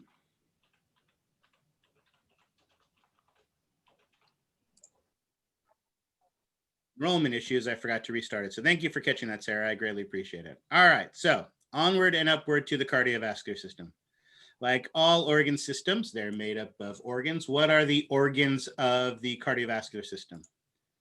Excellent. So definitely the heart is lungs, and vasculature. Excellent. So we have the heart and then the blood vessels. Although, again, at this point, we can be a little more specific when we talk about blood vessels. When I say blood vessels, there we go. I see veins, arteries, anything else? Capillaries. Capillaries. Excellent. So let's stop there for a second. These all are blood vessels. How do we define arteries, veins, and capillaries? Where oxygenated or deoxygenated blood is? So absolutely, when we talk about blood vessels, most of them carry a specific type of oxygenation level. So there's a couple, I've got to get on my soapbox for this. So there's a couple quick things that we need to talk about. We do not have oxygenated and deoxygenated blood. There's no such thing as blood that is not oxygenated. We have oxygen rich and oxygen poor blood. And if we were to use that to describe them, what would you say about veins? Veins typically have less oxygen. I can't talk anymore. Right. No, it's all right. You got it out. Absolutely. Most veins are oxygen poor. That is an absolutely 100% true statement. However, if our goal is to define something, do we really want most to be part of that definition? No, because there's an exception, the pulmonary veins and arteries. Exactly. So oxygen content is actually a really poor way of distinguishing the blood vessels. If we're going to define them, we want to define them by rules that are 100% true for them. So what is 100% true for all veins? What do all towards the heart? They bring blood to the heart. There you go. All veins carry blood towards the heart. And so that means, how do we define arteries? They take blood away from the heart. Carry blood away from the heart. Absolutely. Excellent. So then what does that leave for the capillaries? Gas exchange. And not just gas, but you're absolutely right. Exchange of all materials take place in the capillaries. In fact, if you think about it, the arteries and veins are kind of conduits, right? So these two here are just kind of conduits. What do I mean when I say conduit? If I spell it right. What do I mean by that term conduit? They flow together. The bone, they kind of like the arteries and the veins are kind of on top of each other. True, they are together, but that isn't necessarily, they do tend to travel together, but that isn't necessarily what I mean by the term conduit. What do I mean when I say that they're a conduit? Conduit meaning the medium by which something goes through. Exactly. The best example that I can use for this is like, for instance, if you look out in your backyard, you hopefully have grass. And if you have grass, you have a sprinkler system. And you have PVC pipe that carries water from one side of your yard to the other. Does that PVC pipe add anything to the water, take away anything from the water, change the water in any way? No, it's just a passageway for it to get from one location to another. And that's really all the arteries and veins are. The arteries and veins are passageways for blood to get to one location to another. Anything that comes out of the blood or goes into the blood occurs at the capillaries. So it is where the exchange of all material takes place. And as someone pointed out, gas is definitely one of those things. And when I say gases, which gases are we talking about? Oxygen and carbon dioxide. Carbon dioxide. Carbon dioxide. Excellent. But what other kind of things are exchanged as well? Waste products, nutrients. There you go, waste, nutrients, all sorts of other things are as well. Absolutely. So when we think of the organs of the cardiovascular system, these are the things that we are talking about. We have those. And well, actually, let's go back. Leave that here. When we talk about functions, gas exchange, I heard nutrients, I had waste.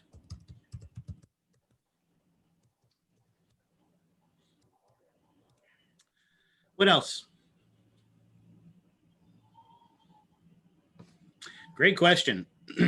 So enzymes, hormones. Hormones, right? Other chemical signals. What else?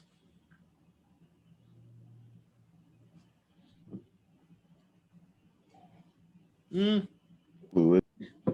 Yep, fluids. So I like fluids, water, absolutely. And lymph, Allison, is definitely one of the ways that water gets back into the cardiovascular system. Our capillaries, as we'll learn, are leaky. And so the lymphatic vessels help to draw some of that water back and deposit it into our cardiovascular system. I can think of at least one more really, really good one. What's one more really, really good thing that is transported by our blood? Phagocytes? Oh, true. Absolutely. It provides, when we think of functions, not so much exchange, but it definitely is responsible for the cells, right? It transports the cells. It's right that way. Of our immune response. You do not have an immune system, you have an immune response. So yeah, things like the phagocytes, things like our monocytes, neutrophils, lymphocytes, things along those lines. Well, let's think of it this way. And again, I have to work on my examples because usually we're in the classroom, right? As I mentioned, you're going to be doing group presentations. Let's say we were actually in the classroom when we were doing this. And while you were standing up in front of the class giving your presentation, your pants fell down. Might there be a difference of blood flow to, say, for instance, the skin of your face when that occurs? Your face would get red as a result, but what else would you feel when all that blood rushes to your face? Or let's use a different example. Let's say your roommate just gets done working out. They just ran around the room 25 times. They're all bright and red in their skin, and you don't even have to touch them. You can just get close to them and you can feel the heat radiating off. One of the major things that our blood vessel transports is heat. Okay. And let me ask you one more question. How is almost all of this stuff transported?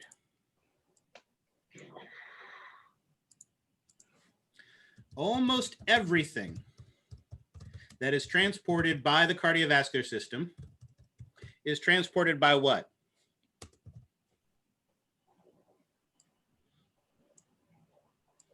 Red blood cells. Does red blood cells carry the nutrients and the waste? Isn't it iron within the red blood cells? So you guys actually have the exception. Red blood cells are red because what do they carry? Hemoglobin. Hemoglobin? The iron They have component to it. hemoglobin. They have that iron you guys mentioned. And what is that attached to?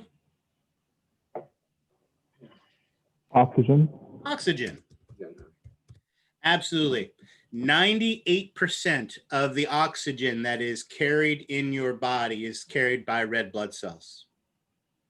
Red blood cells are what carry the majority of the oxygen. What carries everything else? What carries the carbon dioxide? What carries the nutrients, the waste, the hormones?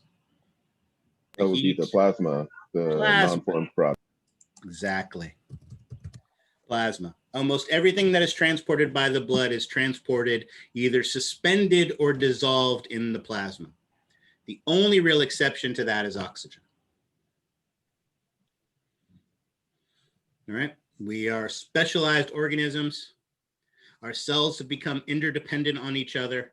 And so it is our cardiovascular system that is able to bring oxygen and nutrients, remove waste, bring chemical signals, toxins, things like that.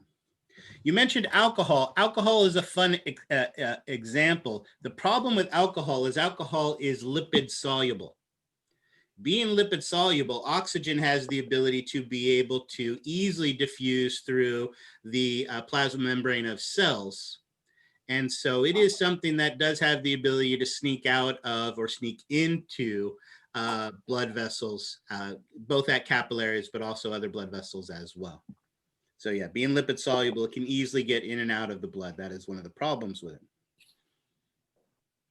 All right, excellent. Now, the primary organ, as we talked about, is indeed the heart, and the heart is not impressive to look at. It is about 5 inches in length and about 3 inches in width. It has a bit of a cone shape. And of course, as we know, cone-shaped structures have a base, and then they also have an apex. Right. However, the heart is slightly different in its orientation. Its base is actually up, and its apex is inferior, lateral, and anterior.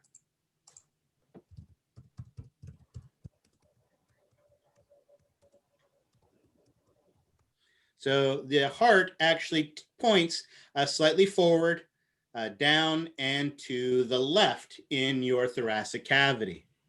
In fact, the apex of it actually touches against the rib cage. If you find your left nipple and you go about 1 inch or 2 down from there, you'll find the space in between your 5th and 6th rib.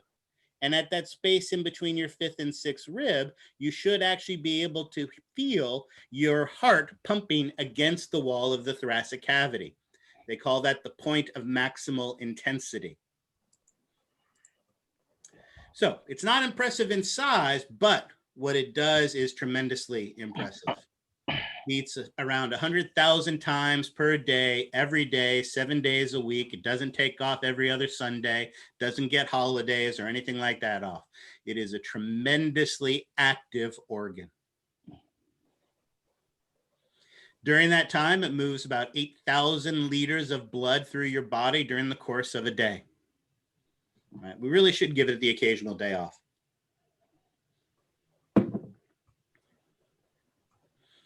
Now, we'll talk about the physiology that allows that to occur a little bit later, but let's talk about the anatomy. If you were going to describe the location of your heart anatomically, what are some of the ways that you could describe its location? Where would you find the heart? Thoracic cavity. All right, excellent. Thoracic cavity. Could we be even more general than thoracic cavity? Mediastinum. Okay, that would be more specific. You're absolutely correct. It's in the mediastinum.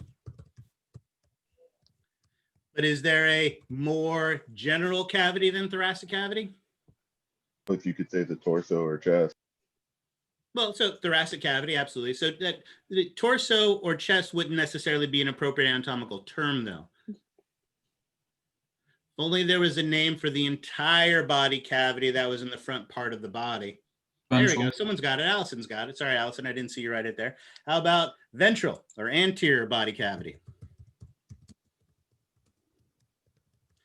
Ventral body cavity, thoracic body cavity, mediastinum. Can we be even more specific than mediastinum? Well, I'm asking the question, so what's the obvious answer? The pericardial sac. There you go, pericardial cavity. Inside of the pericardial sac, absolutely. So if we were describing its location, that's one of the ways we can do that. As I mentioned, it's in the thoracic cavity in the mediastinum, but is it smack dab in the center of your thoracic cavity?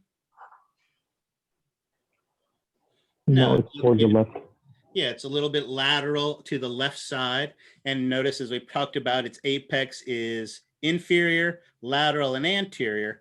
And notice, as we were talking about, right there between the 5th and the 6th rib is that point of maximal intensity we talked about, where you can actually feel the apex of your heart against the wall of your chest. So if you were looking for specific, you'd say pericardial or general ventral? So what I would say is that this is in order from the most general, right? This is the most general cavity to the most specific.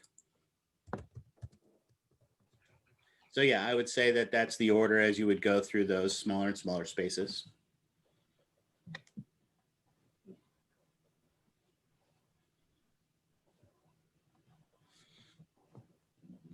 All right.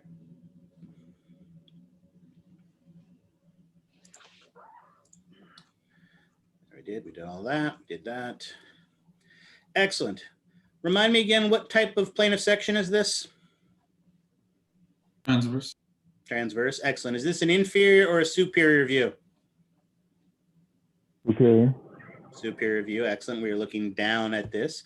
We can tell that because this is the right lung over here, excellent. And notice we can see that space that we were talking about. Obviously, we are in the thoracic cavity, so we can see that here. Notice with the highlighter, we can separate the left pleural cavity and the right pleural cavity. So of course, the space in between this is the mediastinum. And as you can see inside of the mediastinum, here is the pericardial cavity that wraps around the heart. Of course, as you, I'm sure, remember, we have this pericardial cavity because it is surrounded by a serous membrane. And that serous membrane is, of course, called what again? Pericardial sac. Well, you got the right idea. Pericardium. Pericardium. The pericardium is part of the pericardial sac. And so we can actually see that as well. Notice if we change our point of view and look at a cross section through it here, we can actually see and remember how this works. And there's a couple of things there that help us to remember. When we talk about serous membranes, how do we define a serous membrane again? Within? Yeah, excellent.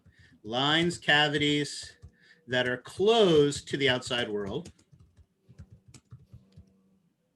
Right? Oops, so I spelled world correctly. Right? What do serous membranes do again? Cushion? Decrease friction. They reduce Lubrication. friction. How you provide lubrication? How? They have It's serous creating a fluid serous inside. fluid. Yeah, they produce a serous fluid. Right, so they have that serous fluid. Is the goal to fill that space with as much serous fluid as possible? No. No, we want a thin layer, produce a thin layer of serous fluid, and that thin layer of serous fluid makes it slippery and slick, so it can beat its 100,000 times a day in a reduced friction environment. Remember, serous membranes are also double membranes. Right? We have one layer that is in contact with the organ.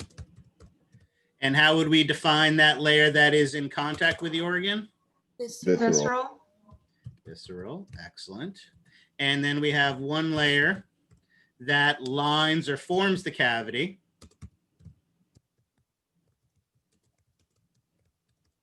And what would we call that? Parietal. Excellent, parietal, perfect. And as we see really nicely here in the illustration, as we know, those two membranes are connected to each other. So the visceral membrane and the parietal membrane are the exact same membrane. The only difference between parietal and visceral is location. So remember, one of the things we talked a lot about in 430 was identifying tissues based on their location. If you were to rip off a little piece of this serous membrane and a little piece of this serous membrane and look at it under the microscope, remember they're identical. The only difference is their location. One is visceral based on their location, and one is parietal based on its location. Excellent. And the best part of all is way back in 430, we actually learned about these tissues and we know, these membranes, and we know exactly what tissues make them up. So let's do this. Let's actually switch views from this amazing picture to a much better one that I draw.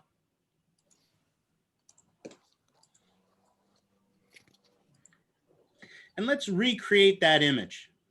Let's think about how that would work. If we were to take a slice through this, as someone pointed out, the very first thing we would cut through is the pericardial sac. It is a basket-like fibrous structure that is surrounding the heart. And that pericardial sac is comprised of two layers.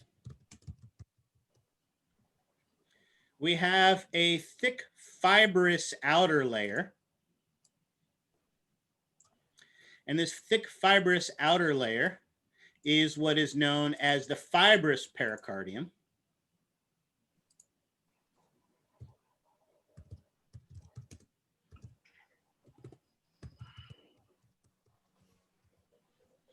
And this fibrous pericardium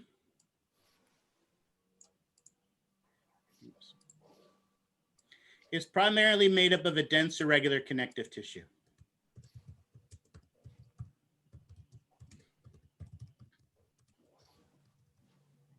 I think I'm gonna have to start making this smaller so it'll all fit in. There we go. Dense irregular connective tissue. Helps if I spelled dense correctly. If you haven't noticed, I'm not a very good typist. I ended up taking photography in high school instead of typing. Probably one of the biggest mistakes I ever made in my life, seeing as how important typing has become. And I don't type and speak and look at the same time. I can't type and not look. So I apologize in advance for all of the spelling errors. Excellent. We have this dense irregular connective tissue. And then underneath it, we have what is, as we pointed out, the parietal pericardium. As we mentioned, this parietal pericardium is a serous membrane.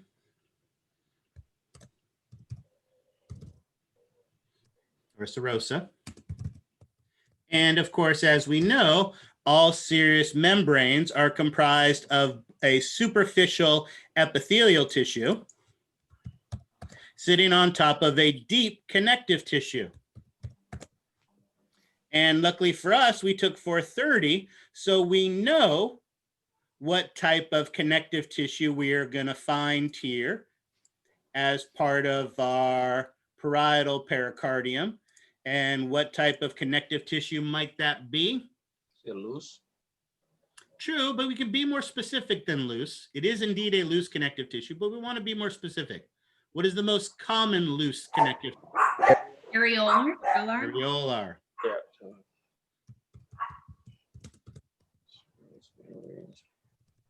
Excellent. And what type of epithelial tissue sits on top of that areolar? There you go. Karina jumped ahead on that. Absolutely. It is a simple squamous epithelial tissue. So we will draw that as a thin layer of single flat cells.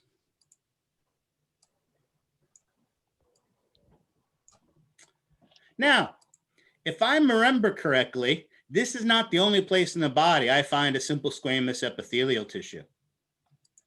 So a simple squamous epithelial tissue that is part of a mucous membrane, we give it a specific name based on its location. What is the specific name we give a simple squamous epithelial tissue that is part of a serous membrane?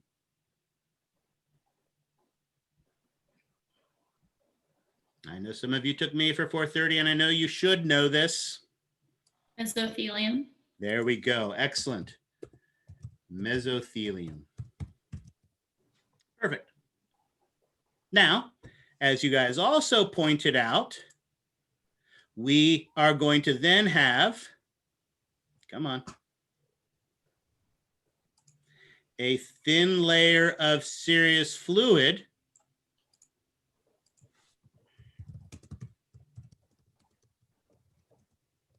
that lines this serous membrane, which I'm sure you remember also has a name based on its location.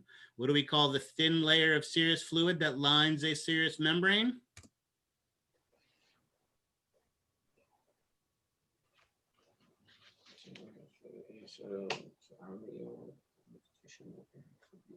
Anyone remember? Starts with transudate. Anyone? Pretty sure I just said it. Allison? Transudate. There you go. Excellent. Look how that is. Excellent. Transudate. Excellent.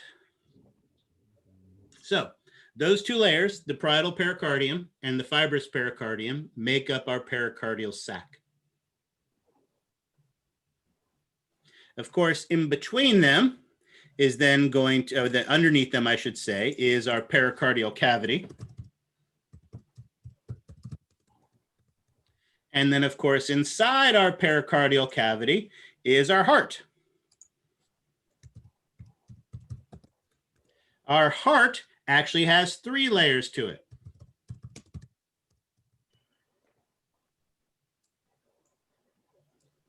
Our outermost layer of the heart, and we'll do this one in green, is of course called what? Epicardium? Absolutely. It is indeed called the epicardium. However, is there another equally appropriate name for it? Visceral pericardium? Perfect.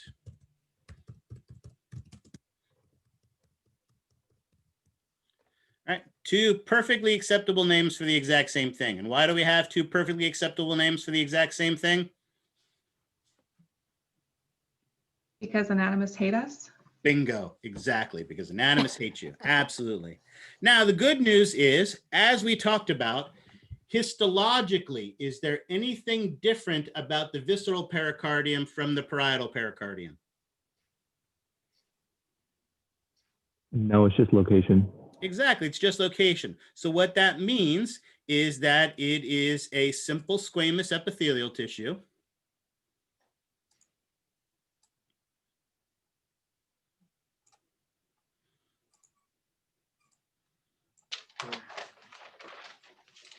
Sitting on top of an areolar connective tissue.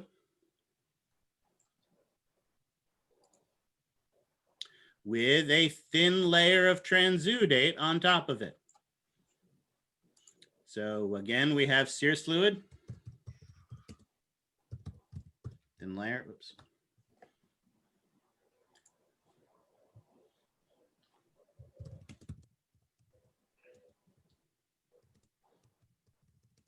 And guess what we call that thin layer of serous fluid based on location?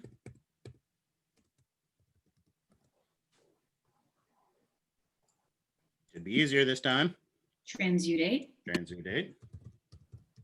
Excellent. Sitting on top of a simple squamous epithelial tissue, which based on location we're going to call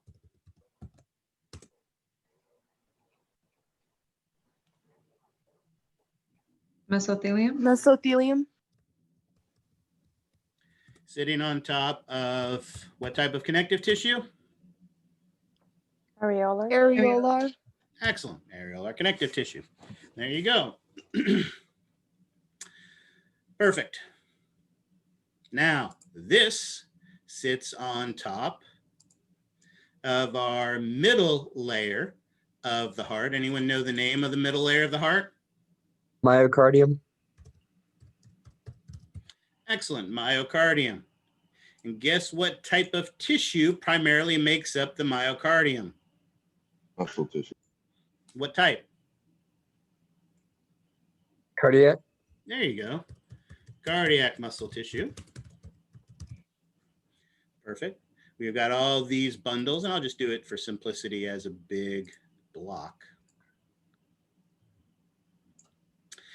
So that cardiac muscle tissue, oops, I misspelled cardiac muscle tissue.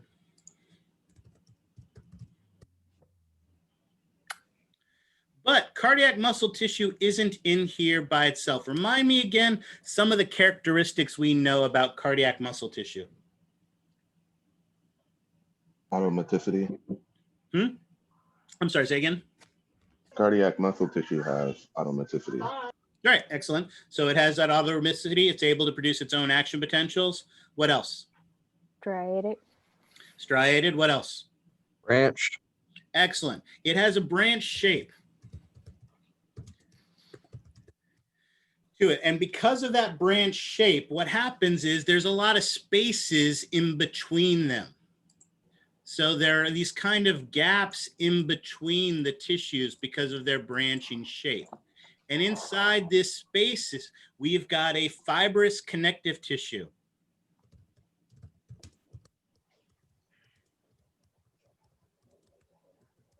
This fibrous connective tissue forms what is actually called the fibrous skeleton of the heart muscle. Oh, excellent. Yep, they have intercalated discs that hold them together. Absolutely. This fibrous skeleton gives shape and structure, gives some integrity to the heart. It's thickest around the valves, providing more protection around the valves as well. One of the interesting things they were doing, gosh, probably like only 5 years ago, 5-6 years ago, they were actually taking cadaver hearts and they were dissolving away the muscle tissue from the cadaver hearts to just leave the fibrous skeletons. Then what they were trying to do is take heart stem cells, and using those heart stem cells, they were trying to get and grow hearts on these fibrous skeletons. So that way, if you needed a heart transplant, if we were able to use stem cells from you, we could actually produce a new heart that would be much less likely to be rejected. Now, they stopped that research. Any idea why they stopped that research? They actually had a fair amount of success, but they're not dissolving cadaver hearts anymore to do this. Any idea why? Issues? Nope. It's actually something, they're still doing the research. They're just not using fibrous skeletons anymore. Any idea why? What are they using instead? Stem cells? Not a bad guess, but not to make the skeletons. Oh. 3D printing. They're 3D printing models of these fibrous skeletons in the shape of the heart and then trying to populate them with heart cells to actually grow a heart on 3D models to make functional hearts that way. It's really, really cool research that they're doing. Yeah, but so it forms that structure, that backbone that we have there in the myocardium. Excellent. The third and final layer is the innermost layer of the heart. And what color haven't we used yet? We haven't used purple. We'll use purple. What is the innermost layer of the heart called? Endocardium. Endocardium. Endocardium. Perfect. We have this innermost layer. And of course, this lines the space or the lumen of the heart, which is, of course, where you would have the blood. And we want that blood to move in a reduced friction environment. We want to reduce the turbulence. So that means we're going to line it with a surface here. And once again, we are going to have a connective tissue. And that connective tissue is going to sit on top of an epithelial tissue. And what kind of connective tissue are we going to have down here holding this epithelial tissue in place? Areolar. Exactly. Once again, we're going to have areolar connective tissue. As you learned in 430, when all else fails, guess areolar connective tissue. It's the most common tissue in the body. areolar connective tissue. And if we want a nice, smooth, reduced environment, but enclosed surface, what would be a useful epithelial tissue to use? Simple squamous. Exactly. Simple squamous.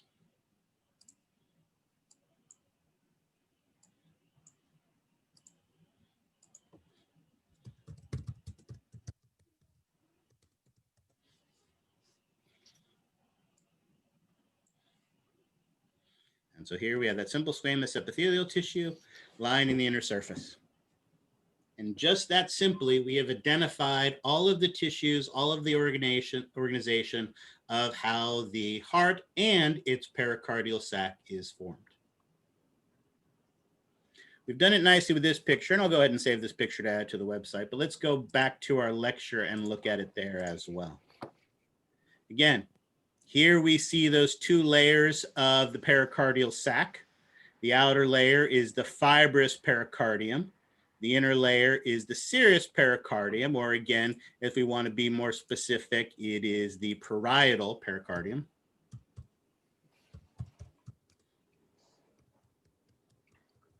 And as we know, it is comprised of two layers, the areolar connective tissue and the simple squamous, which we call a mesothelium. Put that there. And of course, the space in between the layers is our pericardial cavity. Here we see the pretty words that show all of that.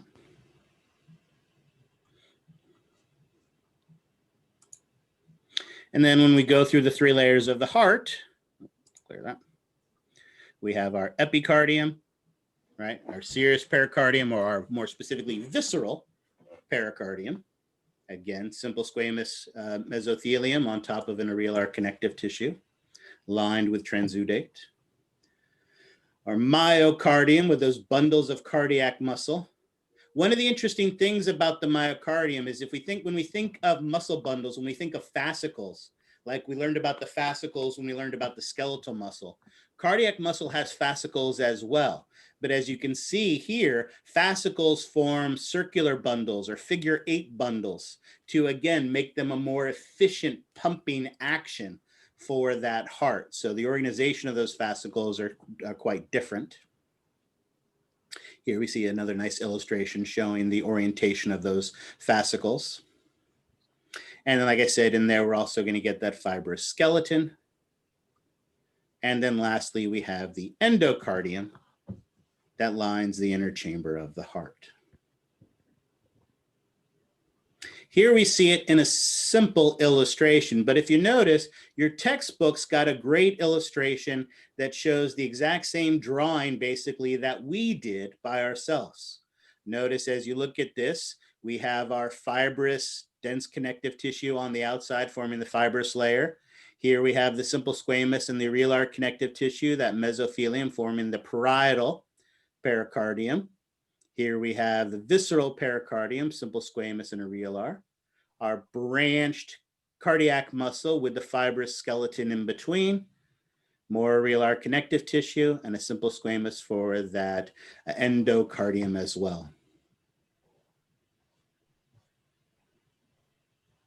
So the epithelial tissue is just known as an endothelium. So that would be the one location name for the endocardium, I guess. But that's the same for our blood vessels as well.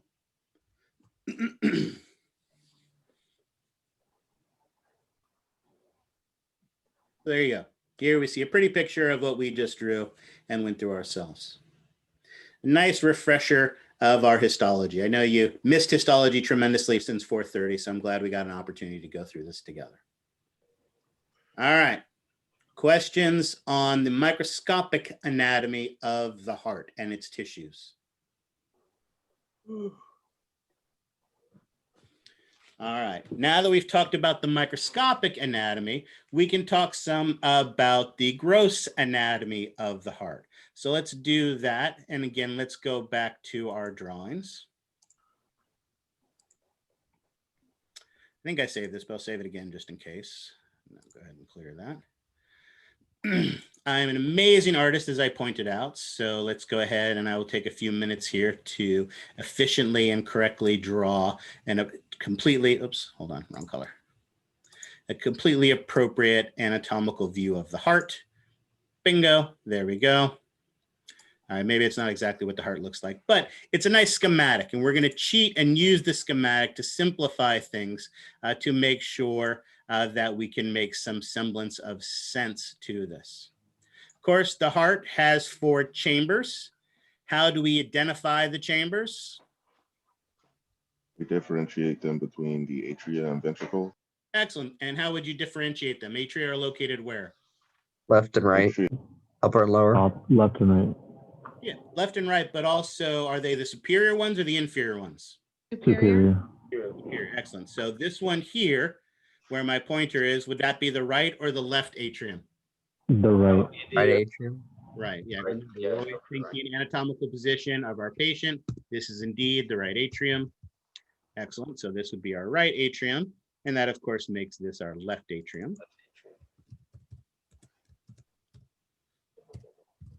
And then the inferior ones, what did you call those again? Ventricles. Ventricles. And of course, this is the right ventricle. And this is the left ventricle. Now, again, this is a very simple schematic. One of the things that I will point out, remember, as we talked about, and I'll cheat and draw it over here to the side. Remember, as we mentioned, the heart is actually more cone-shaped, where it has a broad, flat base and an apex to it. And all of the great vessels, and by great vessels, I mean these are the blood vessels that directly connect to the heart. All of the great vessels all attach to and come off of the base of the heart. So all of the great vessels come out the top of the heart. So obviously my schematic isn't going to draw that. We're going to cheat a little bit and cheat that little bit and just use this more of a schematic than as a true representation, but it will serve our purpose. There are large blood vessels, that feed into the atria and feed out of the ventricles.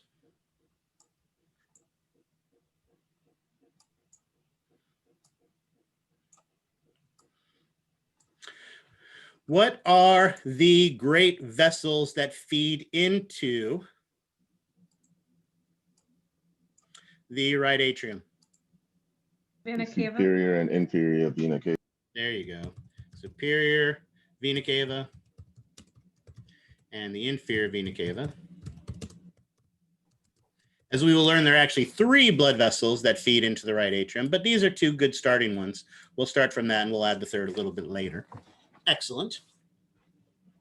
And what are the blood vessels that feed into the left atrium? So coronary. There you go. Vladek's got it. It's the pulmonary. Pulmonary what? Veins.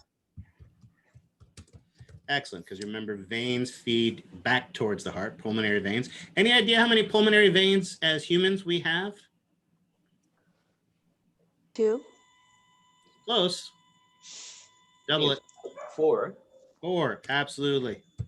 Whoops, 4. We have 4 of those, absolutely. 2 left and 2 right, 2 superior and 2 inferior. So when we look at the back of the heart, you'll see that there are actually 4, 2 superior, 2 inferior, 2 on the right, 2 on the left that feed into it. Excellent, so those are the pulmonary veins. The right ventricle has blood that feeds out of it. What is the great vessel that receives that blood coming out of the right ventricle? Pulmonary artery. What is it? Pulmonary artery. Not the pulmonary artery. What is the great vessel that actually receives the blood directly from the right ventricle? The atrium. Pulmonary artery was Pulmonary close. trunk. Auricle. There you go. I heard somebody say it. Pulmonary trunk. Okay. A trunk is typically a short, fat artery that branches almost immediately. So there is one pulmonary trunk that comes out of the right ventricle, but as someone pointed out, it almost immediately branches to form the pulmonary arteries. And how many pulmonary arteries do we have? 4. 2. 2. Why do we have 2 pulmonary arteries? Left and right lung. 2 lungs, exactly. 2 arteries, 2 lungs. Excellent. And that, of course, leads us to the left ventricle. What great vessel receives the blood directly from the left ventricle? Aorta. Aorta. Aorta. Absolutely. Although here's one of the tricks. The aorta is a really, really important and large blood vessel. It's the largest artery in the body. And kind of like, again, I went to school at UC Davis and I lived in Woodland for a long time. And there's a road that goes down the center of all of Woodland, and it's basically Main Street. And it runs the entire length of Woodland. And because of that, basically it's divided up into 3 parts. You have West Main Street, and East Main Street. Now, technically, are those 3 different roads? No. No, it's one road, but they divide it into more manageable pieces so that you can kind of tell your way around it a little bit more. And we're going to do the same thing with the aorta. In identifying on the exam, I can tell you right now, aorta is never going to be the correct answer. I'm always going to want you to be more specific when identifying it. So if we're talking about the parts of the aorta, what is the very first part of the aorta that actually attaches to the left ventricle? Arch. Ascending. So there you go. First is actually the ascending aorta. From there, you then go into the aortic arch. And then where do you go? Descending or aorta.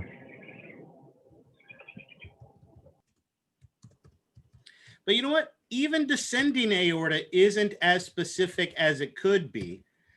True, we could use descending aorta, but when talking about the descending aorta, really we can kind of distinguish it by its relationship to the diaphragm. There's a part of the descending aorta that is above the diaphragm, and what would we call that?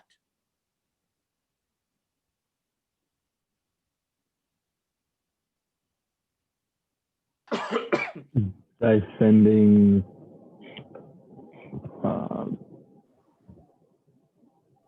thoracic. Yeah, there you go, thoracic. Yeah. And the part of the aorta that would below the diaphragm, what is that? Abdominal. There you go. So there you go. So yes, the aorta is one blood vessel, but when we talk about it in class, we are going to distinguish the 4 parts. And we're not just doing this to be mean.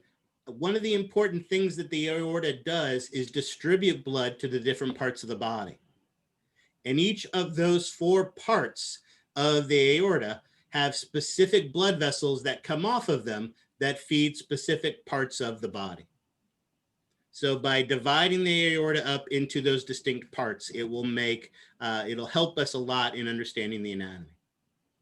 However, that does mean if you're identifying the aorta and I point to it and ask for it, make sure you identify one of those 4 specific parts.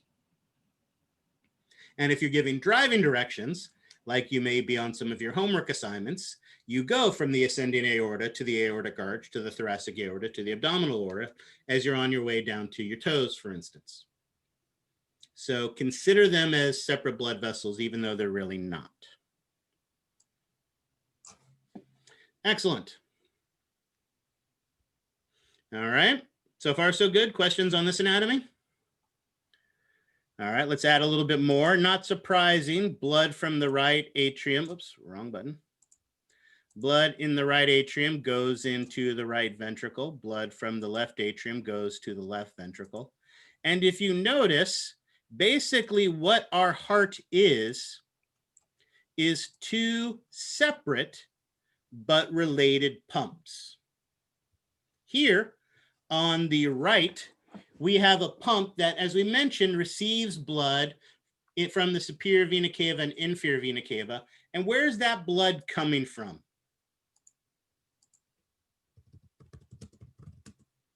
The system. Yeah, from the body.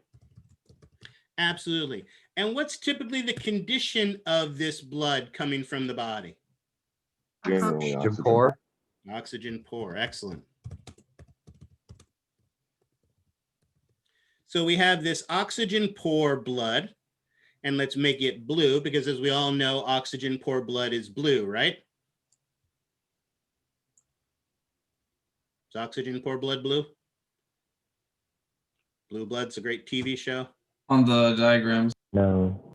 Yeah, every model and chart you see, they tend to use blue to indicate vessels that carry oxygen poor blood. However, anybody here given blood before? When you give blood, what blood vessel do they take it out of typically? The medial antecubital vein. There you go. Vein. Medial cubital typically, but a vein. So a systemic vein, which is oxygen poor. And when they pull that blood out of your body, is it blue? When you look at the bag? It's more like a dark red. Yeah, it's a very deep, dark red, a deep, dark, dull red. That's the color of oxygen poor blood. All right. However, when you cut yourself and that blood is exposed, is it deep and dark and dull looking? No. No, because it's in contact with the oxygen from the air and it becomes much brighter, much more scarlet colored. So yes, oxygen content does change the color of the blood, but oxygen poor blood isn't blue, right? However, the refraction of the light through our skin gives it a bluish hue. And so that's why every model, every chart you'll ever see, when they draw veins, systemic veins in particular, they draw them as blue. So we'll use blue knowing that the blood isn't truly blue when we do that. So absolutely, we have oxygen poor blood coming in from the body into the right ventricle, out the right ventricle, pulmonary trunk and pulmonary arteries to go where? Where does the blood go? To the lungs. Excellent. Why does it go to the lungs? For gas exchange. For gas exchange. Body. Yeah, for gas exchange. Get rid of carbon dioxide, pick up some oxygen, and bring that oxygen back. And once it brings that oxygen back, we now have oxygen-rich blood from the lungs. And from the lungs, it comes back to the left atrium, into the left ventricle, and out the aorta, where that oxygen-rich blood now goes to the body. So notice we have these two pumps pumping different conditioned bloods, receiving the blood from different locations, sending them to different locations, and these two pumps basically work together. Now, one of the things we want to do to make these pumps as efficient as possible is we want to be able to control the movement of the blood. We want to be able to maintain the one-way flow of the blood. And how do we do that? The valve. One-way valves. Valves, one-way valves. Excellent. One-way valves come in two flavors. What are they? Bicuspid and tricuspid? Okay, so we have bicuspid and tricuspid, but those are actually the same type. Both bicuspid and tricuspid are the same type of valves. What type of valves are those? What's the general term for them? Yeah. Let's see. Well, okay. They're the Let's start semi-lunar. easy. Where is the tricuspid valve located? Between the right atrium and right ventricle. Excellent. So over here we have a tricuspid. Cuspid is a flap, and there are three flaps that basically, oh, I want green. Three flaps that dangle down into our right ventricle from our right atrium. And it's right here in between the atrium and the ventricle. Our bicuspid has two of those flap-like cusps dangling down here between the atrium and the ventricle. So notice both the tricuspid and bicuspid are located between the atria and the ventricle. So is there a name we give for a type of valve that is located between the atria and the ventricle? Atrioventricle. There you go, atrioventricular valves. So collectively, they're the atrioventricular, all one word, valves. So those atrioventricular valves, the tricuspid and the bicuspid, are located between the atria and the ventricles. Our other valves are located here by the great vessels that leave the ventricles. They are these kind of half moon-shaped valves located in this region. And so collectively, these half moon-shaped valves are known as Semilunar. Semilunar? Yeah, semilunar. Semilunar valves. And the semilunar valve that is located associated with the pulmonary trunk, as someone pointed out, is the pulmonary semilunar valve. And the one associated with the aorta would be what then? Aortic. Aortic semilunar valve. Excellent. And we'll talk about the function of those in just a minute. Are you wanting us to use bicuspid and not mitral? Great question. So, but as always, you are always welcome to use any appropriate anatomical term. So let's get to that in just a second, okay? So here is my drawing of this, a simple schematic, but notice if we go back to the lecture, we can see all of these same things. Oops, what happened? Go to the lecture. There we go. Here we see the atria. Notice, oh, that should be one more point that I want to point out. I guess we can, actually, let's go back and cheat for the picture. Well, we'll start here and then go back to our picture and make it right. Notice the walls of the atria are much thinner than the walls of the ventricle because they just have to pump the blood into the ventricles. But notice, are the walls of both ventricles equal in size? No, they're not. No. Which ventricle is bigger? Left. Left. And not only is the left bigger, but it's also circular in shape. If we were to do a cross section through the heart, and I'll show you a great picture of this in a minute, the left ventricle is a circular ventricle, the big, huge, massive wall that gives it tremendous efficiency in its pumping, right? Whereas the other one, the right ventricle, is much thinner and actually wraps around it, right? You can actually do this for yourself. If you make a fist and squeeze and then wrap your hand around the other one and squeeze, you'll notice you can't produce as much pressure with this hand as you can with that hand. And that's exactly the orientation of these. Here we see that. That left ventricle is much larger, much thicker, because where does the left ventricle pump the blood? To the body. To the body. It's got to get to every corner, the tip of your toes, the top of your head, and everything in between, right? Produces a massive amount of force, whereas the right ventricle just needs the blood to go where? The lungs. Yeah, just right next door to the lungs. And not only are the lungs right next door, but our lungs are very delicate. Do we want a massive amount of very high pressure blood going into our lungs? No. So it's much less efficient, much smaller in size. Excellent. Here's more a real heart. We see the pretty picture. Notice again, here we see those tiny little atria. The atria are so small compared to the size of the ventricles. Notice also the atria have these kind of roughened, dog-eared looking edges to them that allow them to expand. Any idea what that might be called? That roughened, dog-eared edge to the atria? Ankle.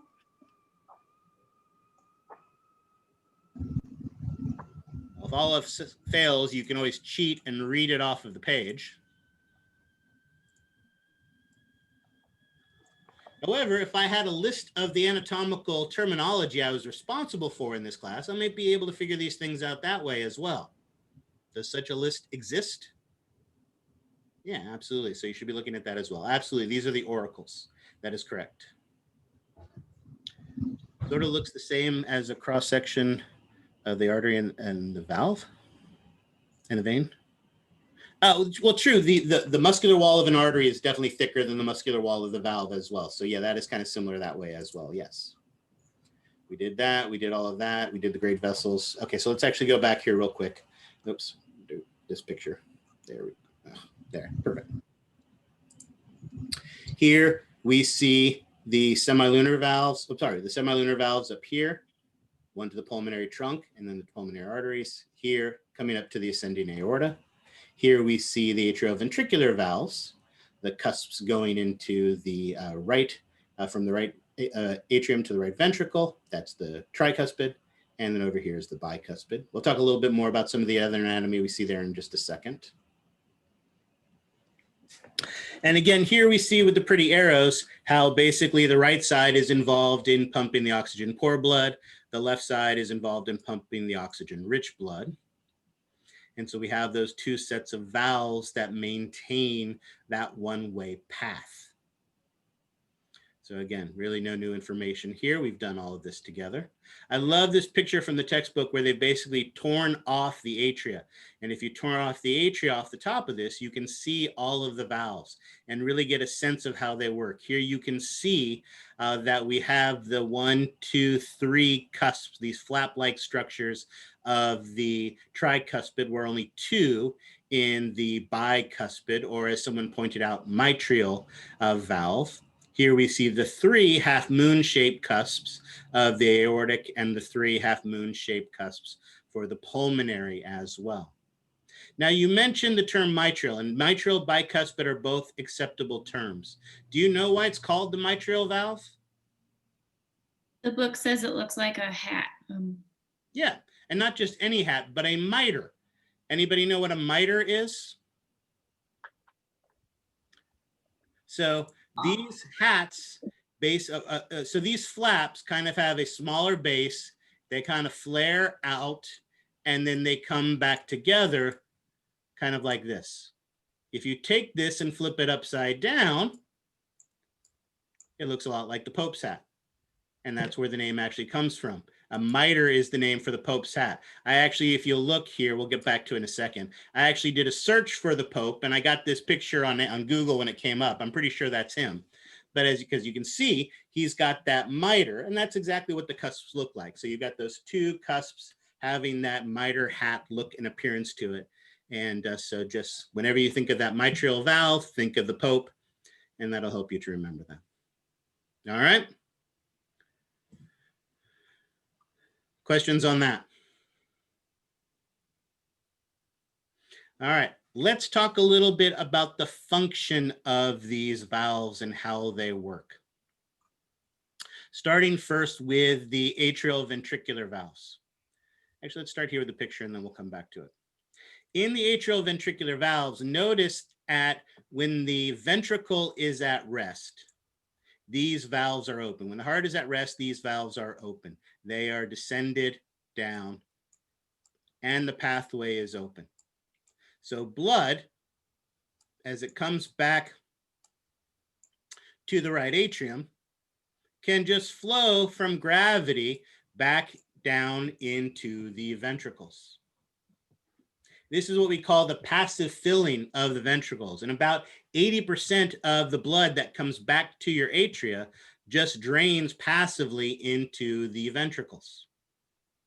Then the atria contract and pushes the rest in there. What happens though is when the ventricle starts to contract, as the muscle contracts, remember these are circle ball-shaped muscles, so the volume gets shorter. And as we know, when volume decreases, what else happens? Pressure increases. Pressure increases, absolutely. Pressure is what makes the world go round. And does blood like to stay in this high pressure environment? No, so it wants to leave. And as it tries to leave, what happens is it pushes on these cusps. And as it pushes on these cusps, they slam shut. The greatest example that I think of this is I always think of it in terms of here, and I got a pretty picture that shows this.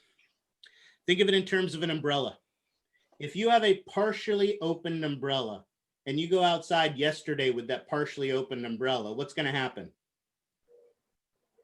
Yeah, the wind is going to fill it and it's going to pop open, right? And that's exactly what happens. That pressure of the wind, the pressure of the blood in this case, pushes on those cusps and causes them to close. But here's the problem. If you really did have an umbrella out yesterday, not only would that wind open up your umbrella, but what would it likely have done? Push it inside out. Turned it inside out, exactly, because there was a lot of wind yesterday. Do we want our valves turning inside out? No, if the valve prolapses, then all the blood goes back into the atria and we can't pump it out. So if you'll notice, there are these finger-like muscular extensions that stick out of the wall of our ventricle.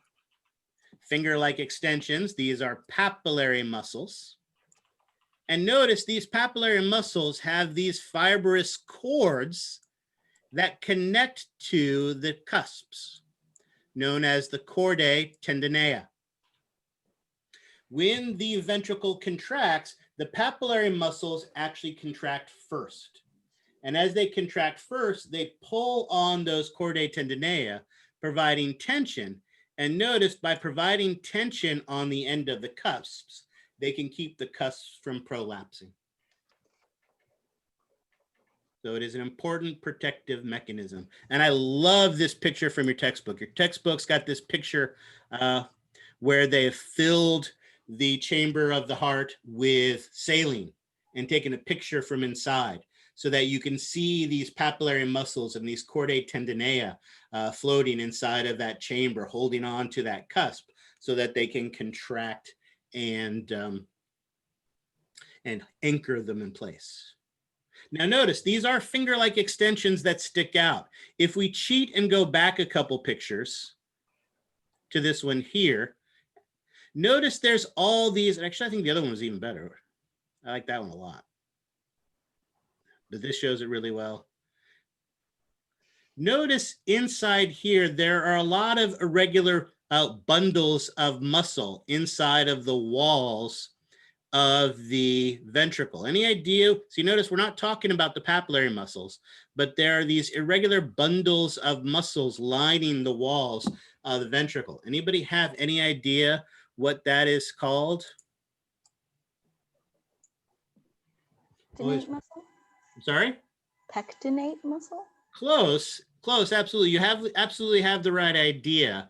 This is more of the carne asada type looking muscle to me though.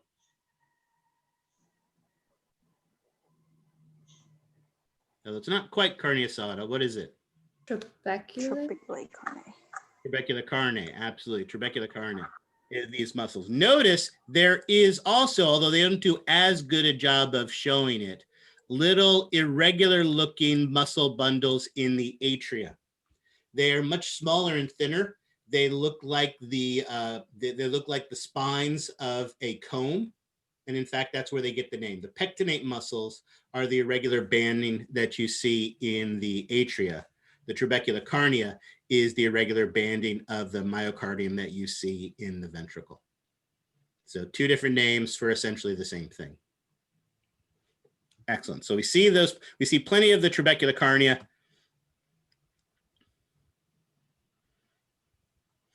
So again, we can see the trabecular carnea, the irregular banding on the wall, but then we also have these papillary muscles that stick out with those chordae tendineae attached to them. And that is how our atrioventricular valves work. The semilunar valves, and again, we have two, pulmonary and aortic semilunar valves, are a little bit more different on how they work. Notice at rest, they are closed. And the reason for this is, remember, they are attached to the arteries and the arteries here leaving the heart. And these arteries have a massive amount of blood in them. And not just blood, but high pressure blood.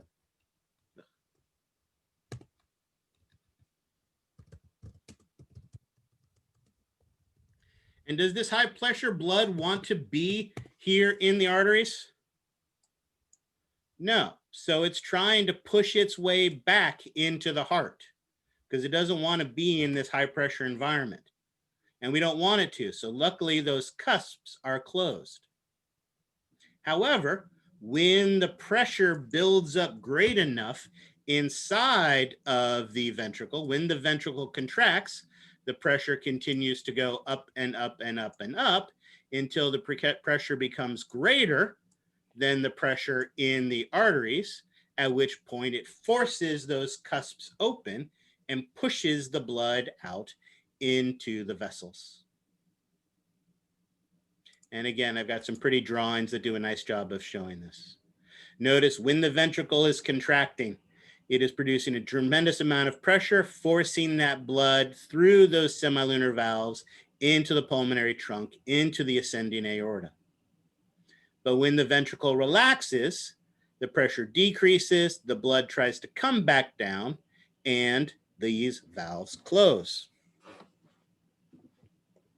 Now, you may never have thought about the opening and the closing of these valves before, but I guarantee every single one of you is aware of them, familiar with them, because when you're lying in the bed next to that loved one, you have your head on their chest, or maybe it's just that person that you met at the bar really, really drunk. And as your head is laying on their chest, you can actually hear their heartbeat, right? It's a good thing to check to make sure that they're alive. And what is that sound that you're actually hearing? A beep sound. The valves opening and closing. Yeah, well, so you were right. It is the valves. That lub-dub we hear is the valves. But is it the valves opening or is it the valves closing? Well, let's think about it. There you are laying in bed with that stranger that you met at the bar, and your significant other walks into the bedroom. Oh. Do you hear the door open or do you hear the door being slammed closed? Closed. Closed. The lub-dub that you're hearing is the closing of the valves. The lub is the closing of the atrioventricular valves. The dub is the closing of the semilunar valves. So that lub-dub that you hear on your loved one's chest is that closing of those valves. And do they all close synchronized? So yes and no. As we will learn, and we will talk about the cardiac cycle, notice pressure changes in the heart cause the semilunar valves to be closed when the atrioventricular valves are open, and the atrioventricular valves to be closed when the semilunars are open. So the semilunars tend to open together, the atrioventricular tend to open together. But do they open precisely at the same time? What do you think? Do you think both semilunar valves open at exactly the same time? No, they're slightly off, just a little bit off. And it's the same thing for the atrioventricular valves. In fact, the valves open in alphabetical order.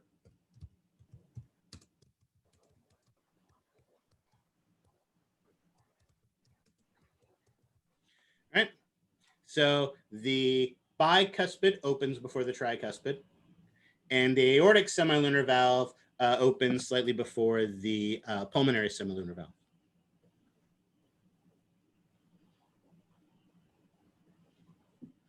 So they're slightly offset and they open in alphabetical order.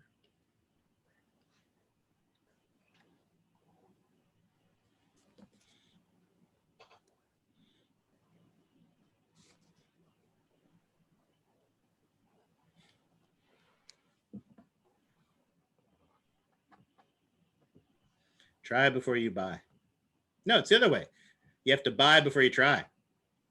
Bicuspid occurs before the tricuspid. They're in alphabetical order.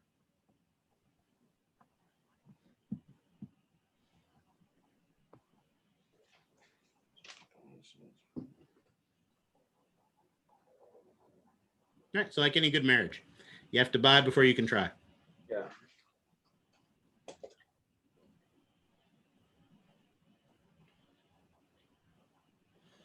All righty. Questions on that?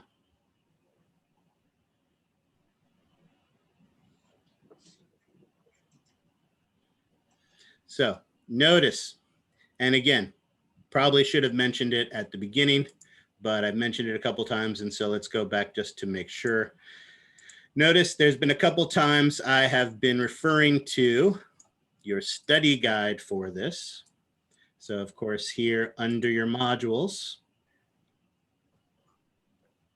under section 1, lab handouts, notice we have, lab handouts, not lecture handouts, lab handouts, cardiovascular anatomy and histology. Notice we have a list of all the anatomical terms: parietal pericardium, visceral pericardium, pericardial cavity, apex, base, atria, ventricles, auricles. Notice all these things that we've talked about. You've got a huge list of structures and blood vessels. You have histology here that you are going to be responsible for, and things along those lines. So again, you have this, these tools to help you with what you are responsible for this material. And I want to talk a little bit more about this when we get to the lab part of this. So again, you have these lists that you should be working with. All right. So thanks to these one-way valves, the heart is basically two related but independent pumps working together to move the two different conditions of our blood, oxygen poor and oxygen rich, receiving it from different parts of the body, sending it to different parts of the body, and obviously related to each other. All right. Questions on that? All right, this is a good point for our second break. Let's go ahead and take our second break here. And once we come back from our second break, we will switch gears and talk a little bit more about the lab stuff that you are going to be responsible for and how to be successful with that. So that is what I want to do with the time that is remaining. So any questions on this, either gross or microscopic anatomy that we have talked about?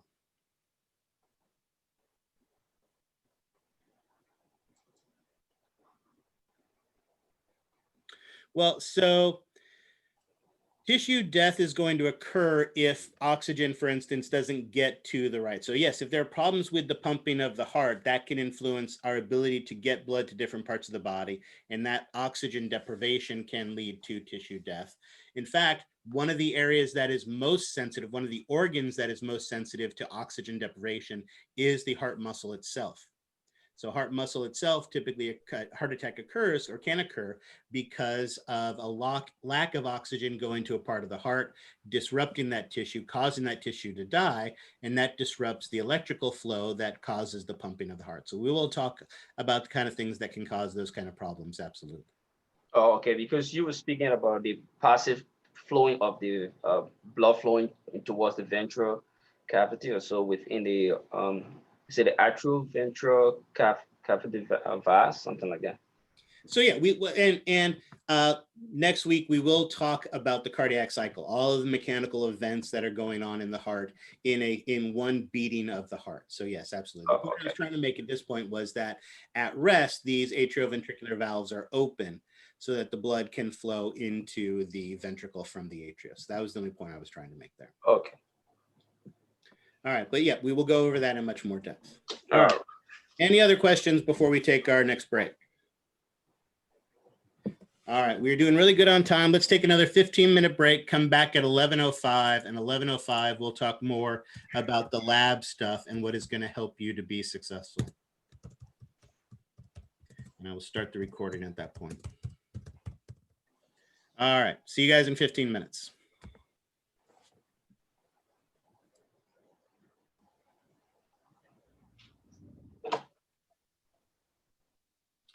So we are done with the lecture portion of what I wanted to talk about, but I did want to talk a little bit more about the lab.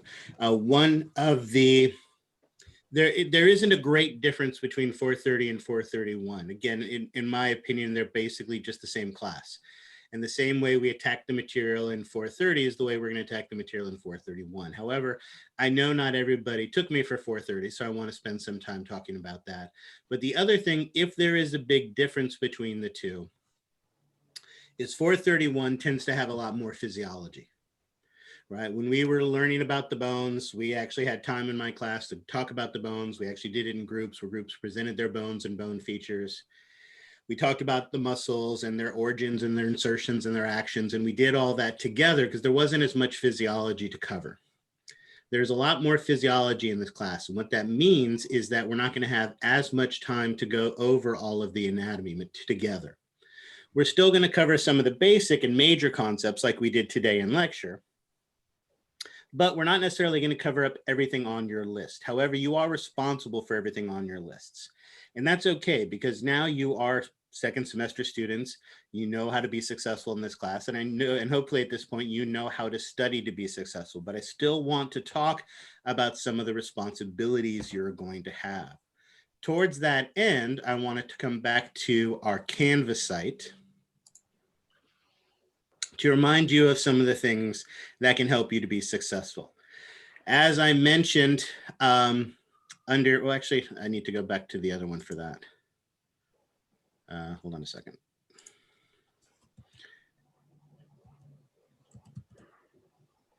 Let's actually start here first.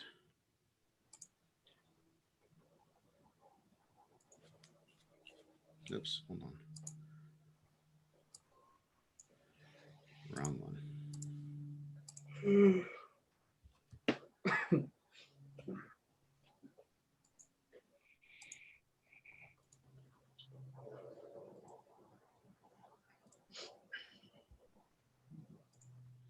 All right. Remember back here on your practice anatomy lab, when we looked at your practice anatomy lab, we looked at, for instance, the anatomical models of the heart and other things that are going to be on here as well. But notice also there is histology here as well. So under histology, you can look at, for instance, cardiovascular system histology. Shows you things about like blood and things along those lines. So there are some useful slides that you can get from the histology here in the Mastering A&P. Obviously, you have your textbook and your lab manual, but I find that those resources typically are not enough. Now, like I said, Google is a great resource, but the problem is, as I said, when you do a search on Google, you're not necessarily going to get everything that it shows you. It's a great question. I don't know if it allows you to download these pictures off of this. But there are other resources, and that's one of the things that I've tried to provide for you here in your modules. Under the study tools, for instance, this Yale Histology is an excellent website that has some really, really good histology on it, some great descriptions and great examples of things that way that will help you to study. Now, this stuff can be a little overwhelming. So one of the things that I've tried to do is to focus the material for you. One of the things that I've talked about in 430, and I will continue to talk about, is people often get things wrong, not because they don't know the information, it's because they don't read the questions carefully. The problem is I could often point to something and there could be a half dozen questions that I could ask about that. Towards that end, I will be very precise about my wording of a question, and I ask you to be equally precise in your answering of that.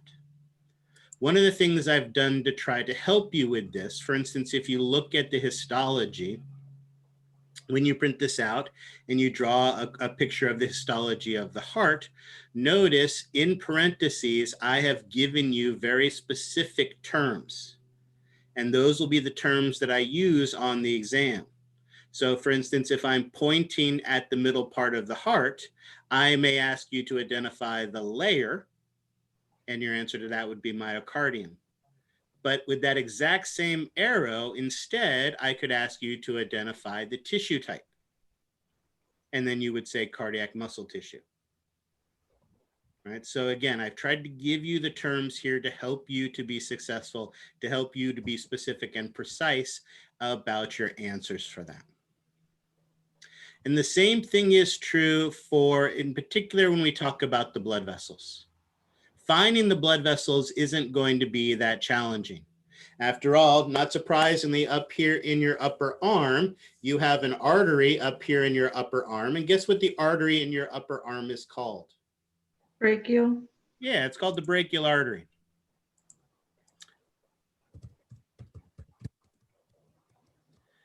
And guess what sits right next to the brachial artery? Brachial vein. Brachial vein, exactly. The two are going to sit in the arm right next to each other. So how in the world are you going to tell them apart on a model, on a chart, on an illustration, or something like that? How are you possibly going to be able to tell these two things apart if they're sitting side by side? Red or blue? Color. Yeah, and so in this case, what color would the brachial artery be? Red. Red. All right, excellent. And then the brachial vein then must be blue. Excellent. So that makes it useful. That's one way we can distinguish them that way when we're looking at those. However, for any of these blood vessels on the list, I think there's 5 or 6 questions I could ask. I don't even remember how many. Let's see if we can figure it out. Obviously, the easy one is identification. I pointed that blood vessel and I ask you to identify it. So that is one possible question I could ask when pointing at that picture, right? Now, as we mentioned, their color is different. And why is their color different? What does that color typically indicate? Oxygenated versus, well, Oxygen deoxygenated. care. Oxygen, yeah. So again, not oxygen rich or oxygen poor. So we could say condition of the blood. So in that, if I ask that point, I point that arrow at the brachial artery, I could ask you to identify what it is, or I could ask you the condition of the blood. And what would you say the condition of the blood is in the brachial artery?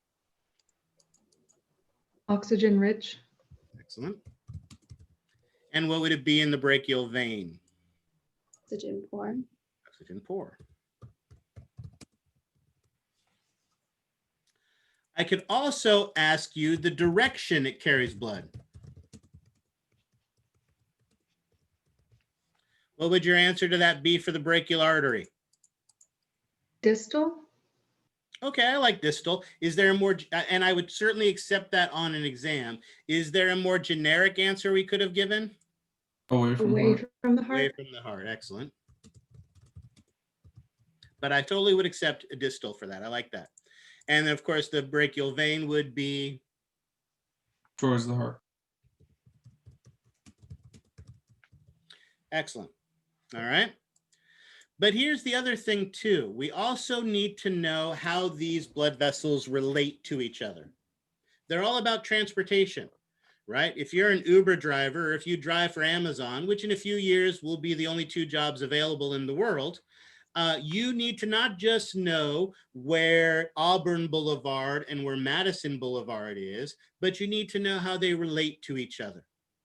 You need to understand driving directions. So towards that end, if I point towards this brachial artery on the exam, there are 2 additional questions that I could ask you. I could ask you to identify the blood vessel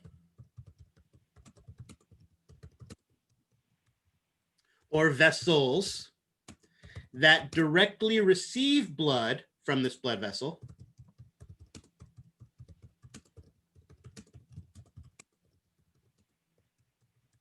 Or I could ask you to identify the blood vessel or vessels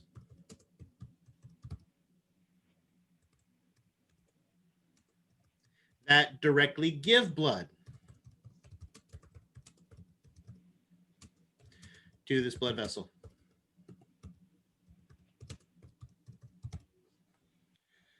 So let's see if we can figure that out. For our brachial artery, what is the blood vessel or vessels that directly receive blood from the brachial artery? Now, there could be dozens of these, but when answering these questions, I want you to solely focus to the blood vessels on your list. Based on the blood vessels on your list, what would the possible answer or answers be? Radial and ulnar arteries. There you go, excellent. Radial and or ulnar arteries. Excellent. And what would be the blood vessel or blood vessels that feed blood directly into the brachial artery? The axillary artery. Axillary. Oops.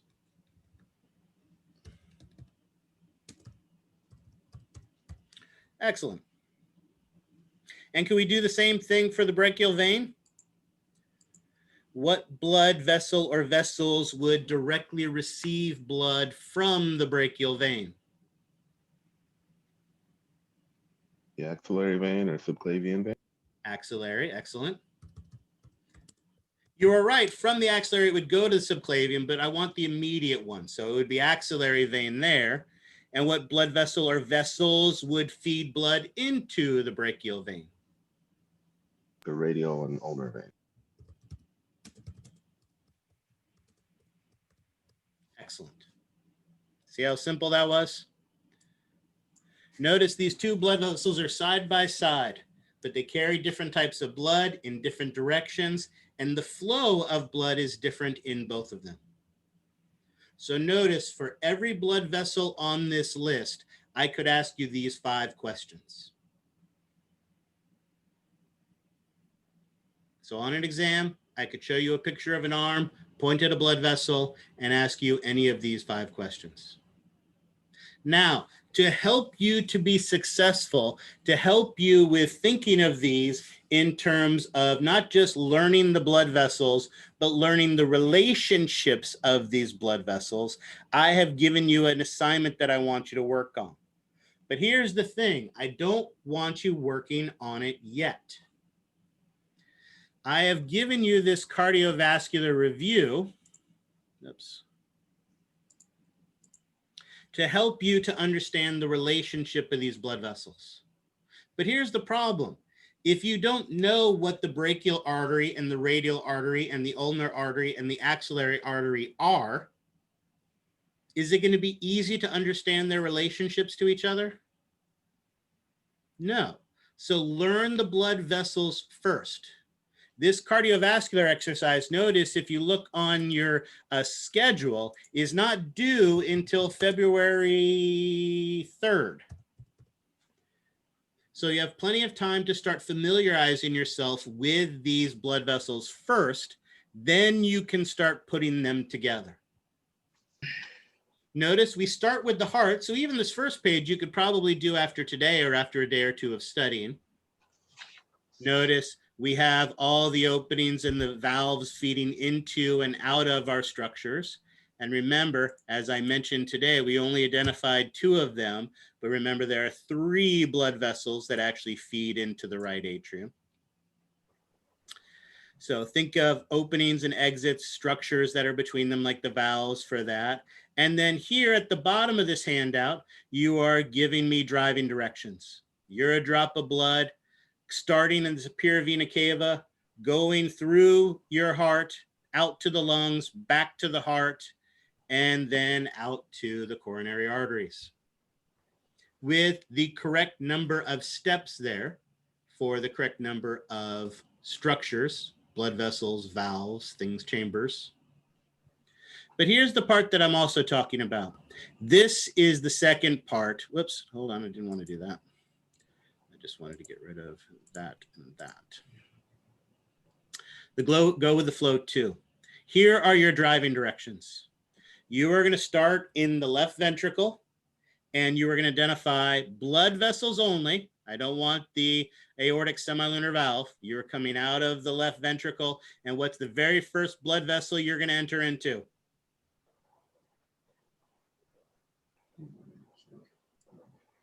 I'll wait. Aorta. Aortic.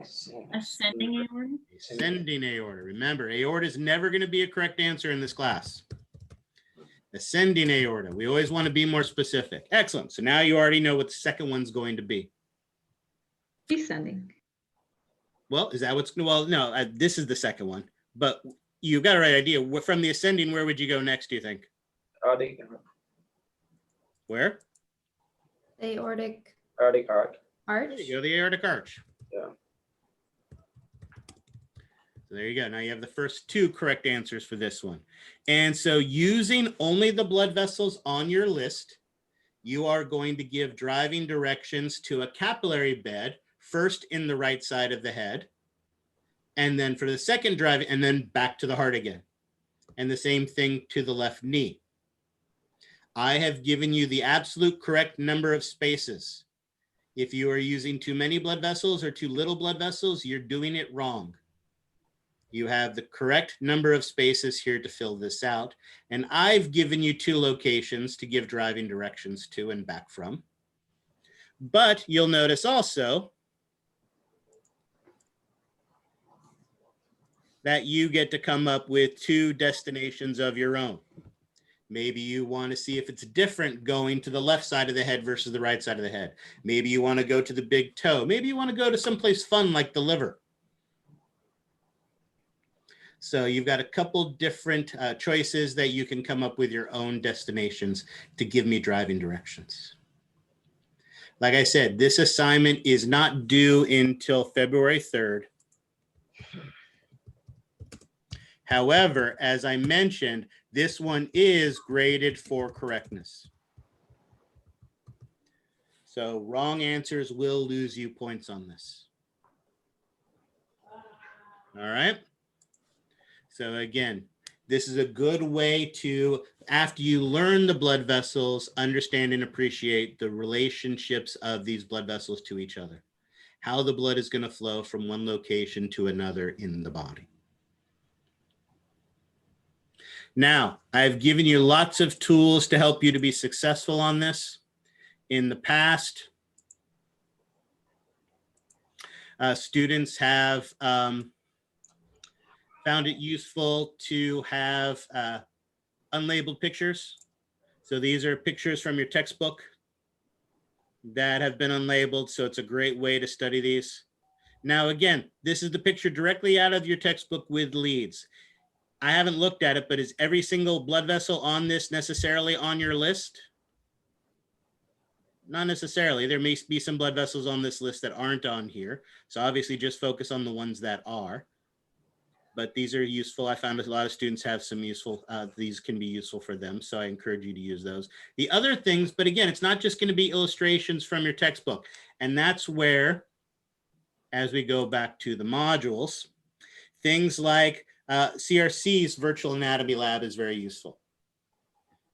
We at AR are in the process of trying to do this as well. CRC has a much smaller anatomy lab, so it was a little bit easier for them. But what they were able to do with their anatomy lab is they were able to take the systems like the cardiovascular systems and take pictures of their models. And so what you get here is a picture of a model. And then when you click it, it shows you the labels, and then another picture and labels. So again, these are the models that would be in the classroom. These are things that you should be studying, and these are things that could definitely be on the exam. Notice there's a couple different types of models with different illustrations. And again, is every single thing that they have labeled here necessarily on your list? No, but the vast majority of them almost certainly are. And so it is a great way to, since you can't be hands-on in the classroom, it is a great way to learn those materials. So it's here. This is a great resource for many of them. Again, we have the muscular system, cardiovascular system, lymphatic, immune, respiratory, digestion, all of them here. They have many of our models, but they don't have all of them. So you'll notice also here under the handouts, there is a nice, actually the illustration I found online of resources like this. So if there are other resources you guys find that you think are really good, feel free to pass them on, and I will post them here to help students to be successful as well. So again, the abdominal region, those blood vessels are a little bit more challenging. So I found that nice picture there here as well. So I've tried to provide resources, and like I said, pictures like we did today, I will post here on the images as well. So you have those resources. So these are the things that are going to help you to be successful in the lab. We are going to go through the general pathways of the blood vessels, but I'm not going to be going through every single structure on that list. But you are responsible for every single structure on that list. So your job is twofold. First, make sure you learn that list. And secondly, if there's something on that list that doesn't make sense, ask someone. Ask your buddy you've had from a previous class, ask somebody who had me for 4:30, or best yet, ask me. During the breaks between, during class, at the beginning of class, at the end of the class, during class, after class, email me. If things don't make sense, if you can't find something, ask somebody. Make sure you're getting the information so that it can help you to be successful. All right? Questions on any of that? Nope. All right, excellent. Believe it or not, that is all I have for you today. So we got through our introduction a little faster than I anticipated. We got as far in lecture as I wanted. I've had a chance to talk about the lab stuff. These are the things that are going to help you to be successful. Make sure you're doing these. There's a lot of activity in these first couple of weeks. We are truly hitting the ground running because you should know how to be successful in this class. You should know what you need to do to be successful and how much time it's going to take to be successful. So make sure you are getting on this stuff immediately. You have 5 days to get a head start on this material. I strongly, strongly, strongly encourage you to do that. All right. Excellent. Questions on any of that? All right, excellent. So like I said, this again, not going to be normally the case, but we are finishing a little bit early. I'm happy to stick around a little bit if anybody has any remaining questions, if there's any things about the materials or resources, other things that you have. Otherwise, that is all I have for you today. Hold on, since